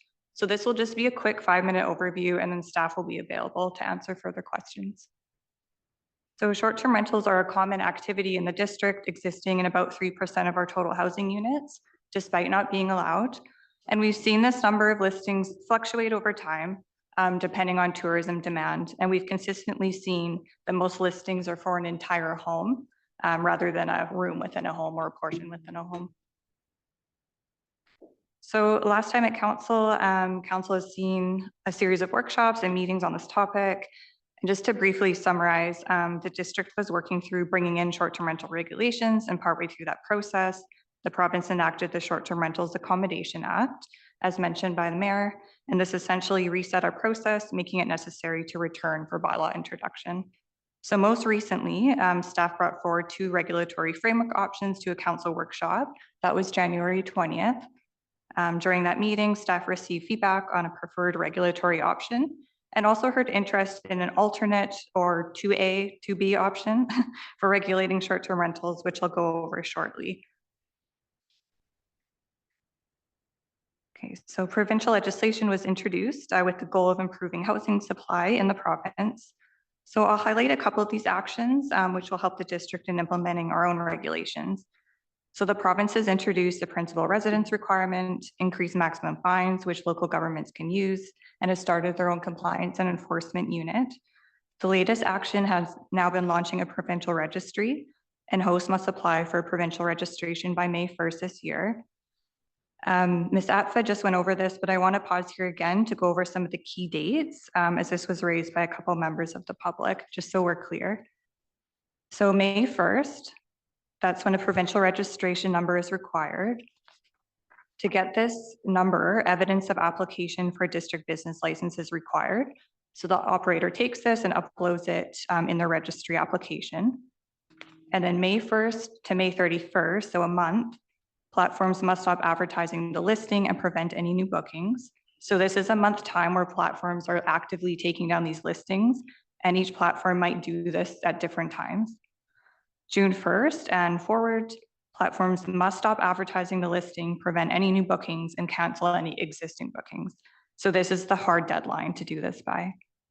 And then August 1st, 2025, certain municipalities will have this, have until then to issue the business license, including the district, and for the host to upload this as part of the registration process. I want to flag this date is not August 30th. That date has been updated by the province recently. So it's August 1st, not 30th. And staff are aware of these dates and have an implementation plan for bringing in short-term rental regulations. We're taking steps to ensure business license applications can be taken in as soon as possible to assist operators, including April 1st being proposed for a public hearing and meeting. Also, just want to mention, as a member of the public mentioned a March date, that's to do with discounts offered by the province, which hosts won't be able to make due to timing.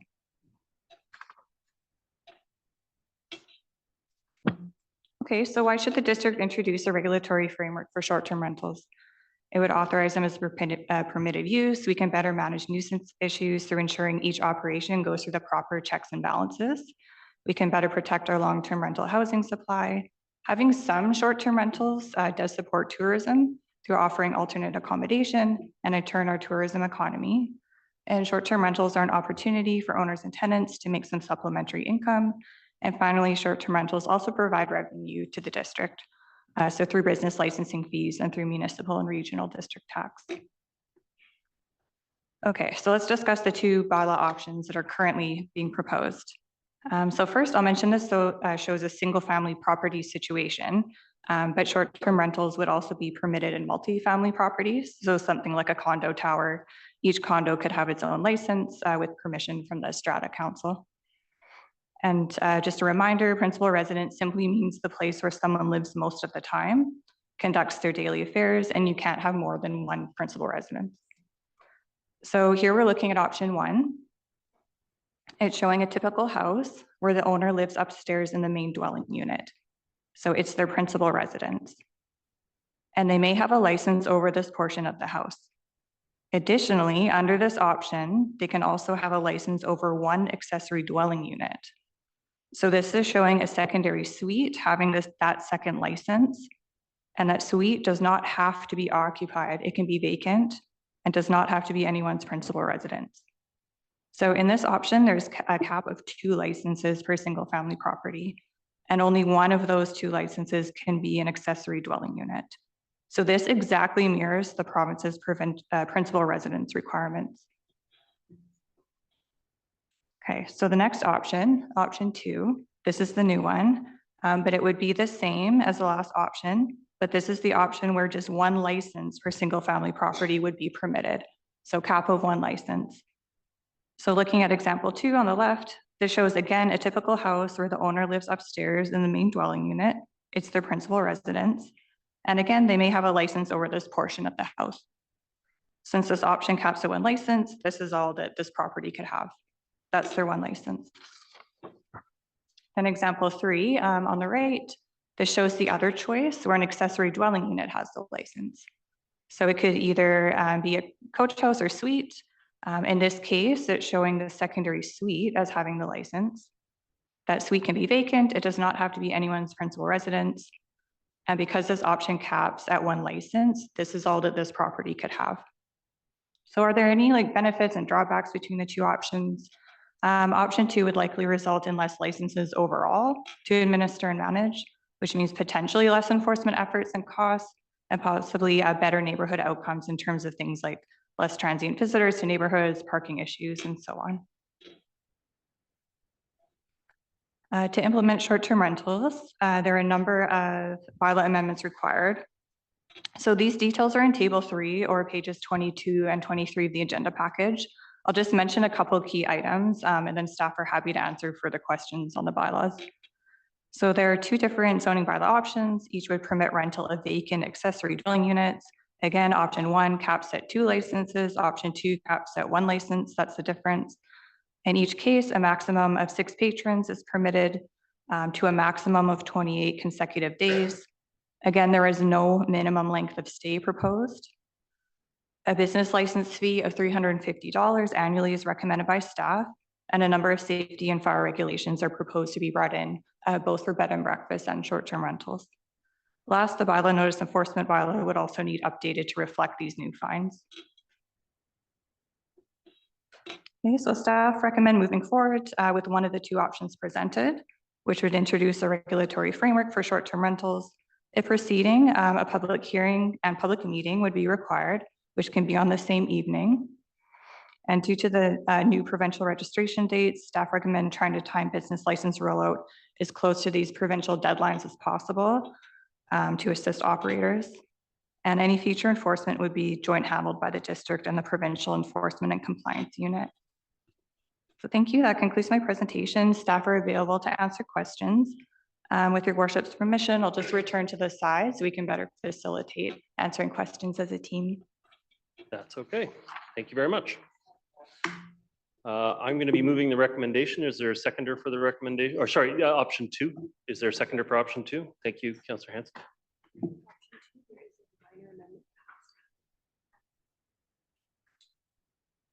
Okay, so what I've been told is that there's a minor textual amendment to make option 2 legal. So we're gonna put that up on the screen.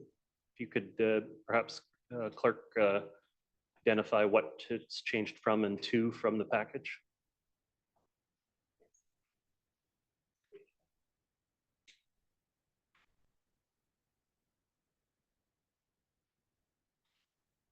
Great. Thank you, through your worship.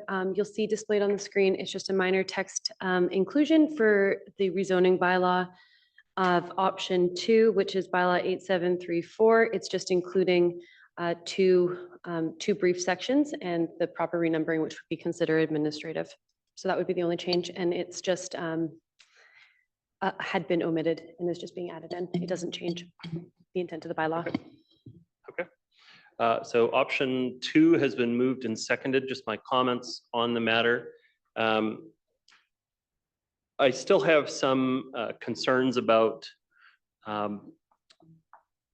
the commodification of our housing for business purposes. I get that a lot of people have come to rely on the revenue from mortgage helpers, we'll call it, with short-term rentals and B&B style accommodations.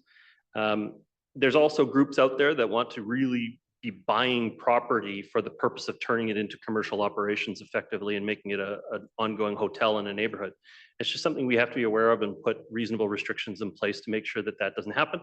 We have commercial lands for that we can support that in and frankly, I think there's a lot of desire on the part of our council to see more hotel spaces created. And so if people want to be large operators, that's the right way to do it, not to take over and convert our single family housing supply into perpetual commercial operations. I think that option 2 presents us the best opportunity to, to try it out.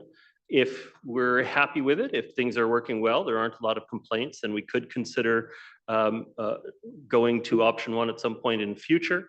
But it would be a lot harder to reverse and go the other way because people will come to expect the additional revenue from a second space there. So I'm inclined to support option 2 largely for that reason. I do worry about the potential impact on long-term rentals in our community. We saw in COVID that there was actually a return of quite a number of units onto the market for long-term rental, and that's something we definitely still want to see take place in our community. But I recognize this is a good option to have into the mix as well, so long as it doesn't become dominant to the point that it is not economically viable for us to have long-term rentals in our community. That does put the pressure on us, I think, to, in order to be able to supply that long-term rental space, we have to do it intentionally through purpose-built rental in the developments in our community, which we've actually had quite a bit of success on in the last number of years. So I do have one clarifying question, if I may, to Ms. Adams. So with option 2 being that there's only 1 STR license per lot, will the provincial registry distinguish between 1 and 2 on a lot, or that is something that we have to police on top of the registry? Or once you have a permit for a property, will the registry make sure that you're only able to show up on the services for 1 rental? Your worship, I can answer that. So the first step is getting a district business license. And so that's when staff will be checking that our own regulations are being met. So once that license is issued, then one can go onto the provincial registry and get the registration number. The province is really enforcing their own legislation and regulations, but first you need the district business license, which gives us time to make sure everything's okay. So perhaps we can go into a little more detail like that about that, because what we're doing is we're timing the release of this program to make sure that people can qualify for the provincial registry the day that it starts. And so they have to have had an application in the process, but it doesn't mean they have to have completed the application process. They just have to have started applying for a business permit. There's a possibility that they won't get the permit. What happens then?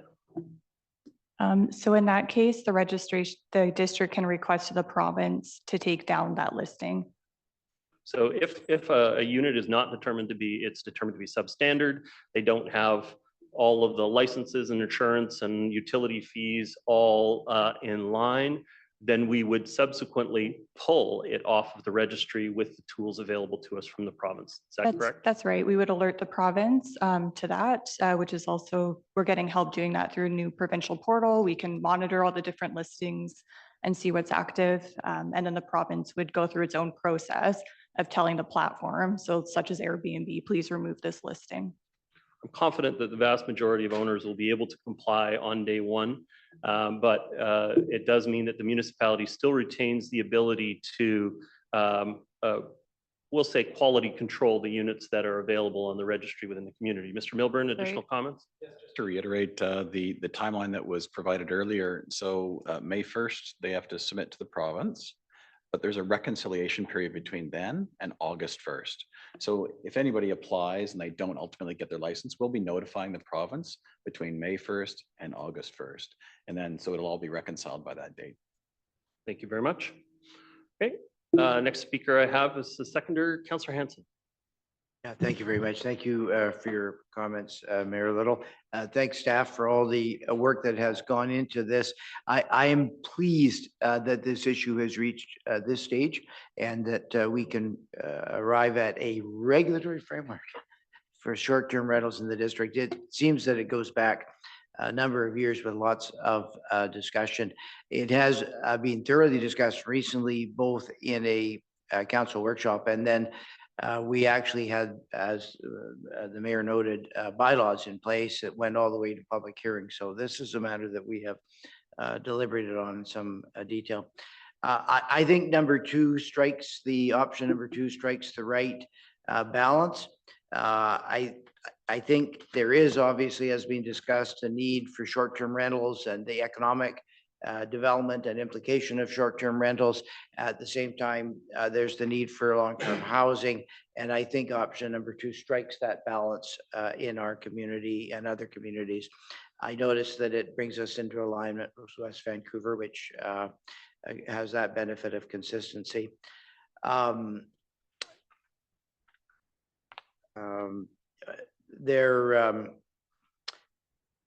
By limiting it to the one unit per residence, I think that does minimize community impacts and is, as I said earlier, consistent with the approach in West Vancouver. I'm very much convinced that the community will benefit from having this matter resolved, clarified, and regulated, because it's carrying on in an unregulated fashion at this time in a manner that isn't favoring the community. Just a final comment on the collection of the room tax. Very pleased to see there's going to be a 3% room tax, and that's going to go to the Housing Reserve Fund. My understanding is that we could request that room tax to be increased. And I think given the economic enticement which we are offering owners to operate short-term rentals, we could in fact increase that room tax beyond 3% to a higher figure. And in that way, provide more community benefit, because that's money that we can put to our housing reserve. So those would be my comments. Thank you, Councillor Hanson. Councillor Beck. Yeah, thank you, Mayor Little. Not too much to add to my colleagues, both here and Councillor Hanson's comments. I agree with everything that's been said. I think option two, I'm certainly glad to see that we're coming to a point where we are going to have some regulation. This has been an issue, as Councillor Hanson's pointed out, that we've been considering for quite some time. I think option two does kind of strike the right balance.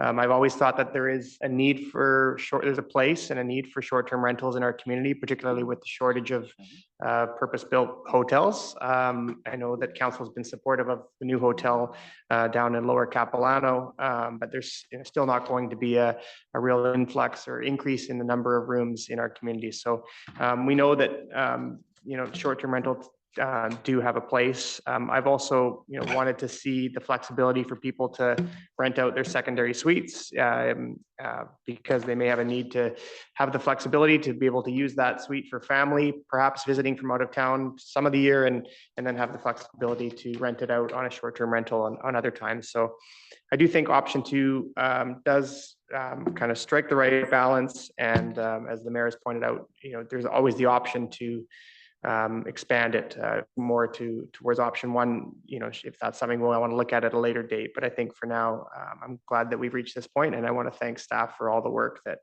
they put into to getting us to this point in the report and presentation tonight.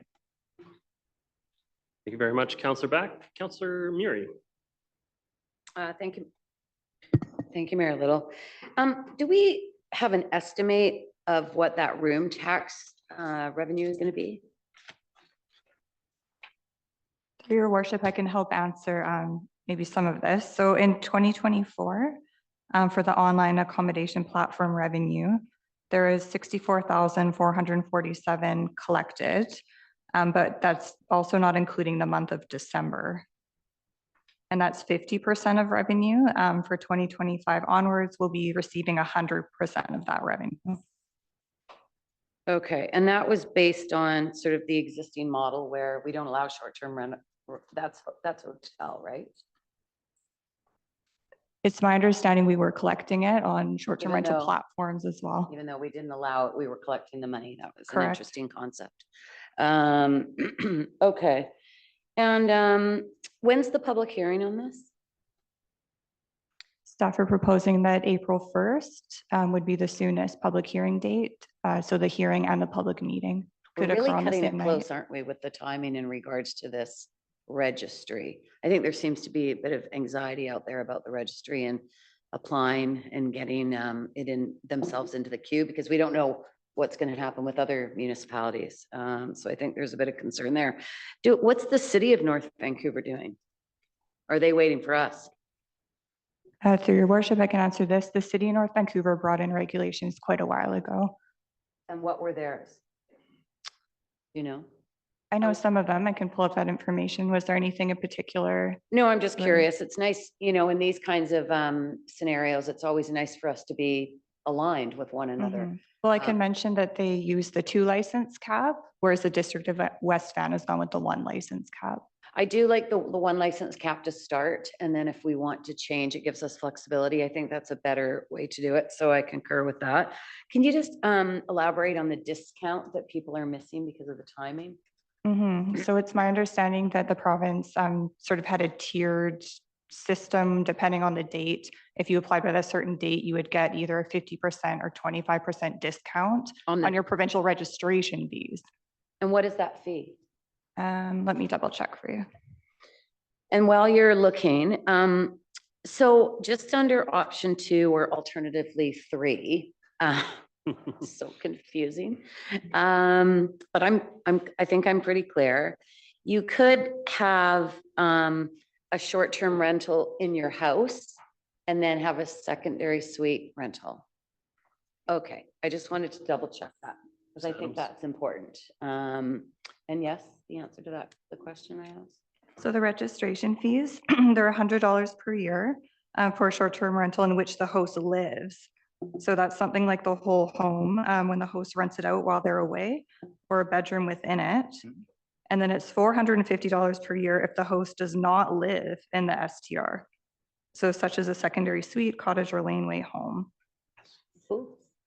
And then is that a calendar year? So given these regulations, it'll be, okay, all right. And I am gonna say that I do want to reconsider that revenue that's coming in from the 3% tax.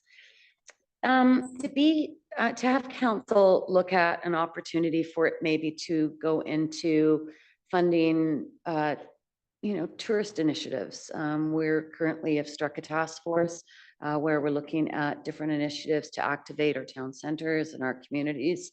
And there is some funding needed. And, we are shifting money into our affordable housing. This money that we're talking about is a relatively small amount in regards to our overall budget. And I would like council to have an opportunity to look at that. It might be a more appropriate place to put it into activation of town centers, for instance, which is tourism related. So we could look at that as consideration. I hope we've made it clear, and this is going to be a public hearing, so council will be able to ask questions for community members that are coming forward to clarify, but I hope we've been cleared on the maximums and the minimums in regards to the 28 days. And I think that I'm supportive of this coming to a close shortly. Are we going to be able to manage based on any numbers we think that are going to come in regards to licenses? What's our plan in regards to allowing these licenses to be issued expediently and efficiently? We've got a plan put in place.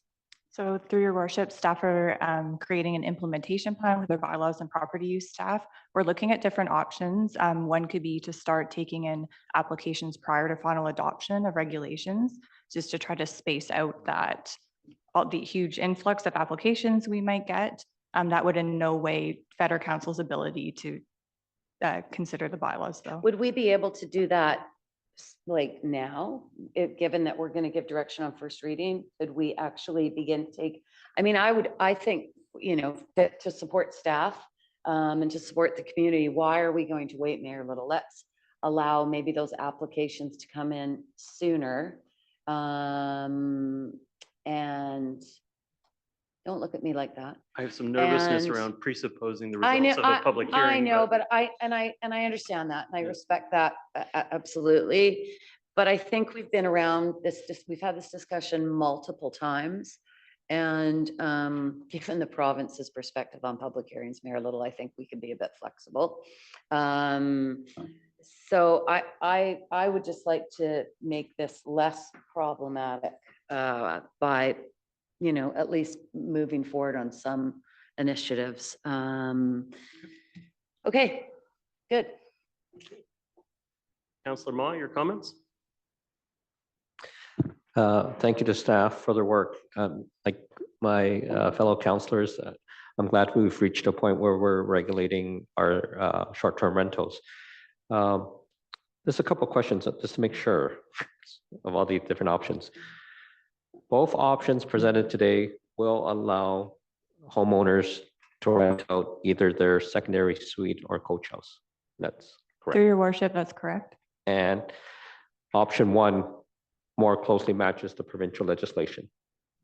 In the sense that it caps to 2 licenses, yes. And the city of North Van has a 2 license cap, whereas the district of West Van has a 1 license cap. That's correct. So we're not going to have consistency across the North Shore. Only with the district of West Van in that one regard. Okay.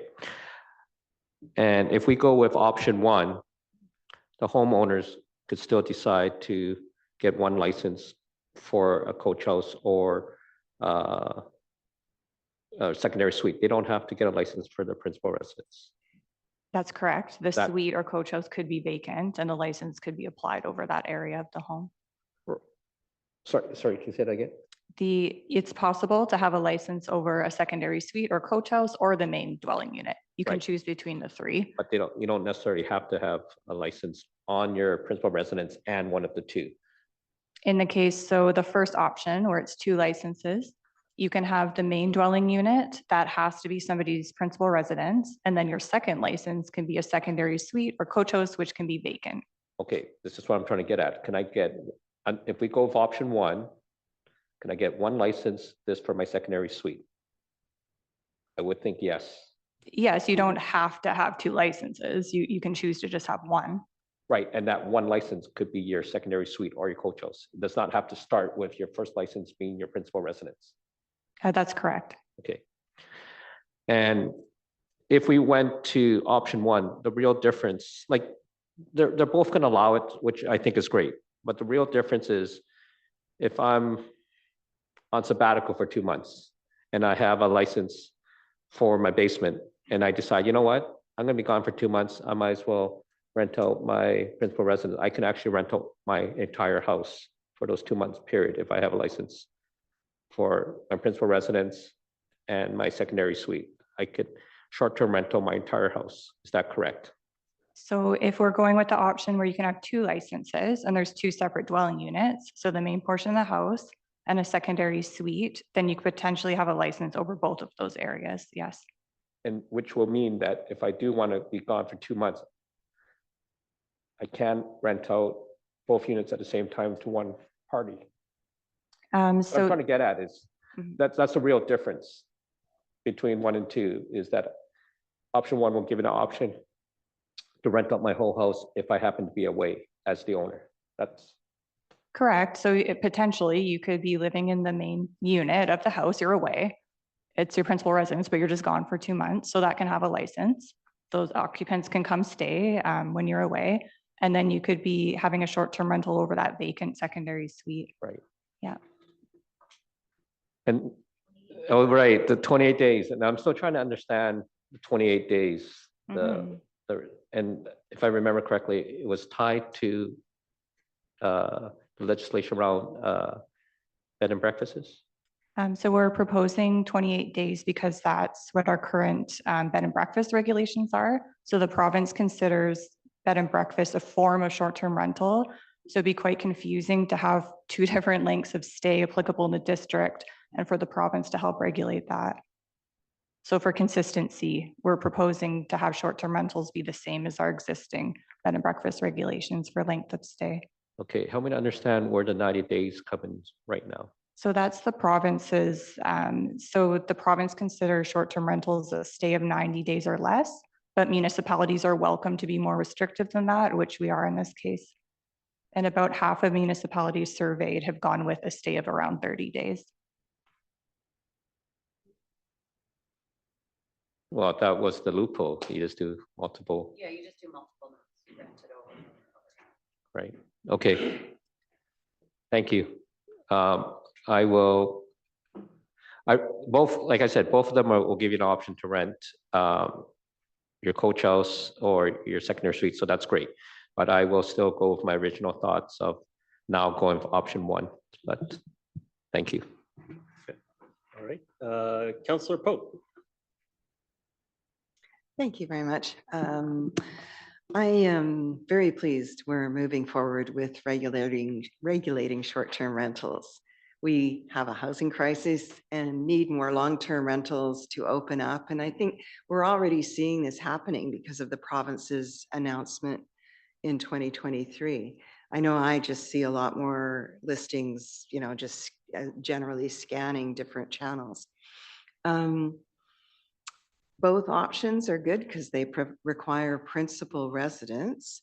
I support option 2, but I am concerned about the definition of principal residence because it seems to really focus on just requiring people to claim that this is their principal residence based on documentation sent to that address, which seems like a fairly easy thing to do or to get around if one isn't living there.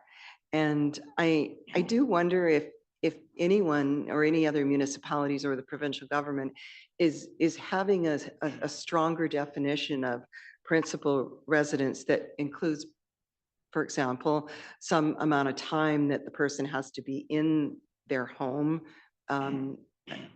within the year, like 3 months or 6 months or whatever.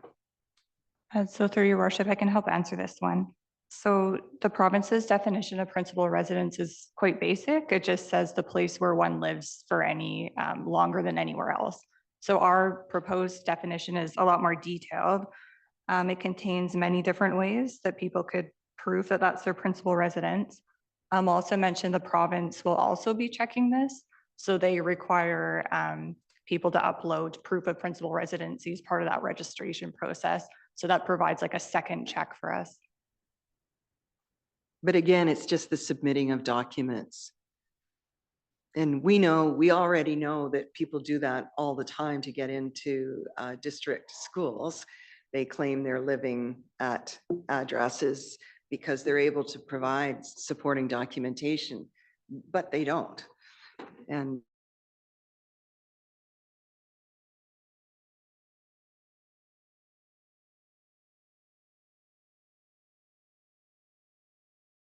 in implementing these, or if there's interest in looking at that, just to tighten it up a little bit. I would be interested in knowing how other municipalities have gone about requiring the proof.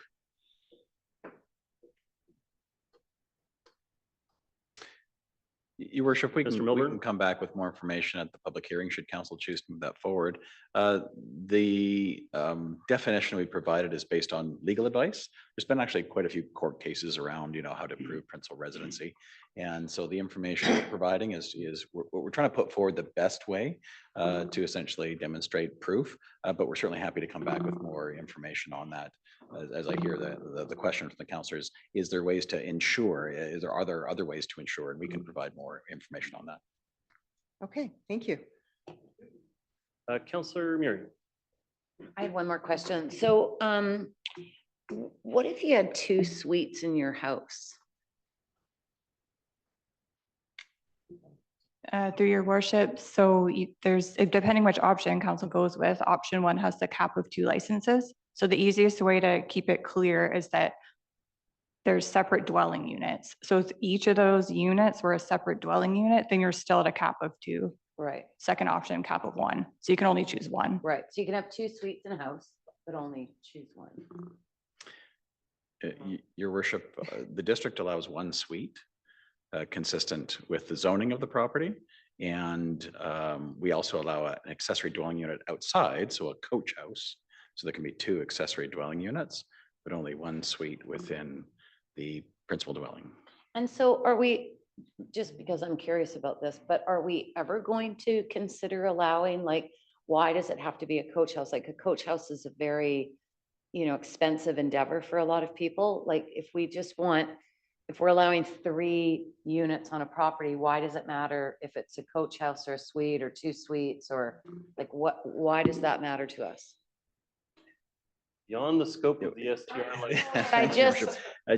Sure, happy to clarify. So as part of the 3 scenarios that staff recently presented to council as part of the OCP review, scenario 3 included a look at having potentially up to 4 to 6 units on a single family dwelling in certain neighborhoods. So we identified that in the dashed yellow line around certain areas.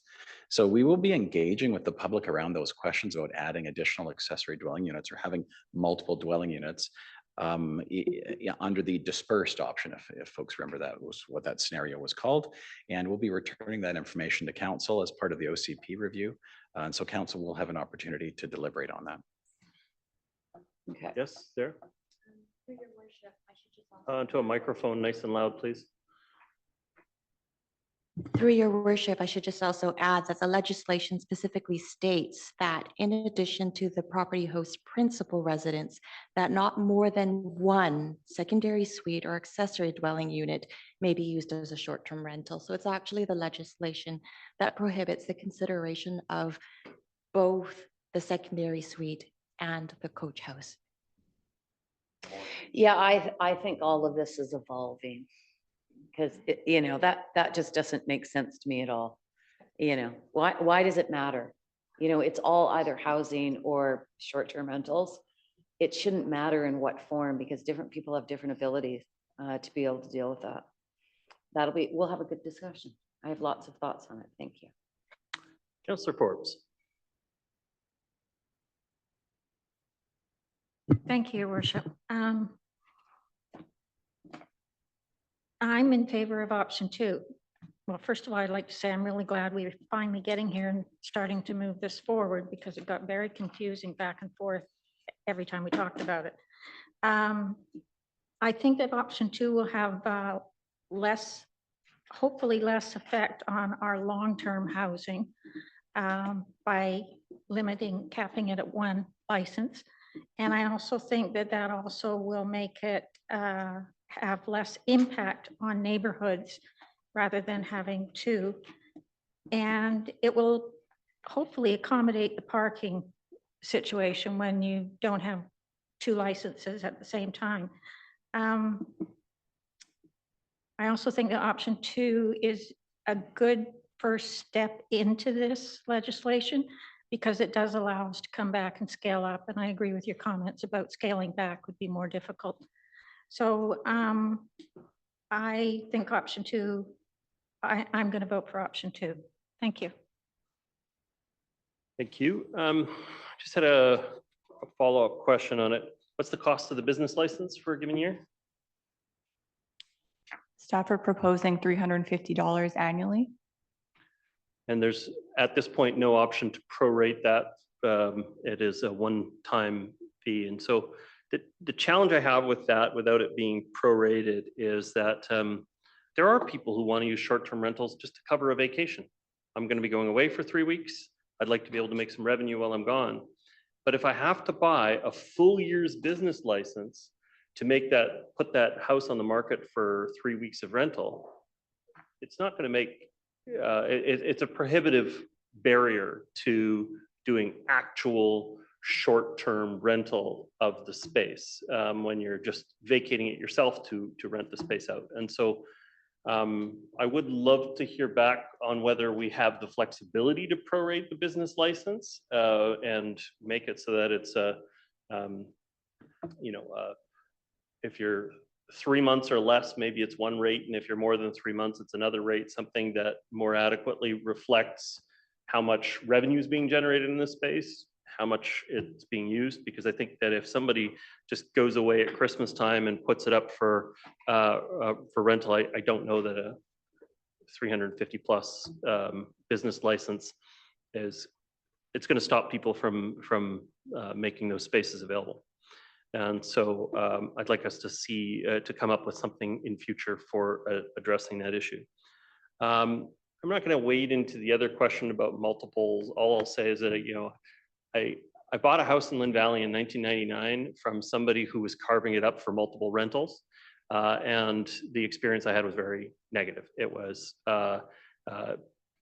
the permits that had been opened with the district hadn't been completed. There were illegal electrical connections. They had carved up the house for the purpose of making as much rentable space as they possibly can, and didn't do the work in a safe way. That's just my own experience with that one instance. But I will just say what frustrated me is when I did the work to complete and close off the permits, the money from the deposit was refunded to the other guy. And that still bothers me 25 years later. But thank you so much for, oh, Councillor Forbes, did you have some additional comments, or that's from before? Okay, I see no further speakers on the matter. I'm prepared to call the question. All in favor? Contrary minded? Motion is carried with Councillor Ma opposed. So this item will be referred to a public hearing. Just want to check with the clerk. Do we have a date set for that public hearing? Thank you, through your worship. Tentatively, we have April 1st scheduled for the public hearing and public meeting for the business license bylaw as well. That's not a prank. April 1st. There you go. That's the plan. Okay, but people will need to monitor the council agendas that week. That is our intent to set it for April 1st, but you'll have to monitor the agendas of that week in order to be able to verify. And then at that public hearing, members of the community will be able to bring forward their concerns. I'd highly recommend if you have questions, and I think there are still questions out there in the community, just send them into staff before the public hearing and we'll get responses back to you. If you show up at the public hearing with questions, you will not get answers. It's I'm saying to the members of the public, we can just receive information, but once the matter is closed, the public hearing, then the conversation stops until the decision is made. So I just know there's a lot of questions out there versus a normal public hearing. And so I would encourage you to send your questions in right away. Don't hold them for the public hearing because it is a hearing, not a question and answer session. Okay, council, we finished the item. We have an opportunity for reports. If anybody would like to make a report. Mr. Stewart, are you still on the line? As the CAO, would you like to make a report? No, your worship. Okay. Would any member of council like to make a report this evening? We have adjournment. I was just going to say, it was a great pleasure last week. First of all, I was very honored to be nominated for King's Coronation Medal for community service, and received that on Thursday night with Terry Beach's office. There were 36 people in the community that were recognized for this honor, and it was really incredible to hear the stories of all the different people that had been identified in the community for that. And then the next day, I was happy to attend Minister Wilkinson's meeting for the same purpose, to give out coronation medals.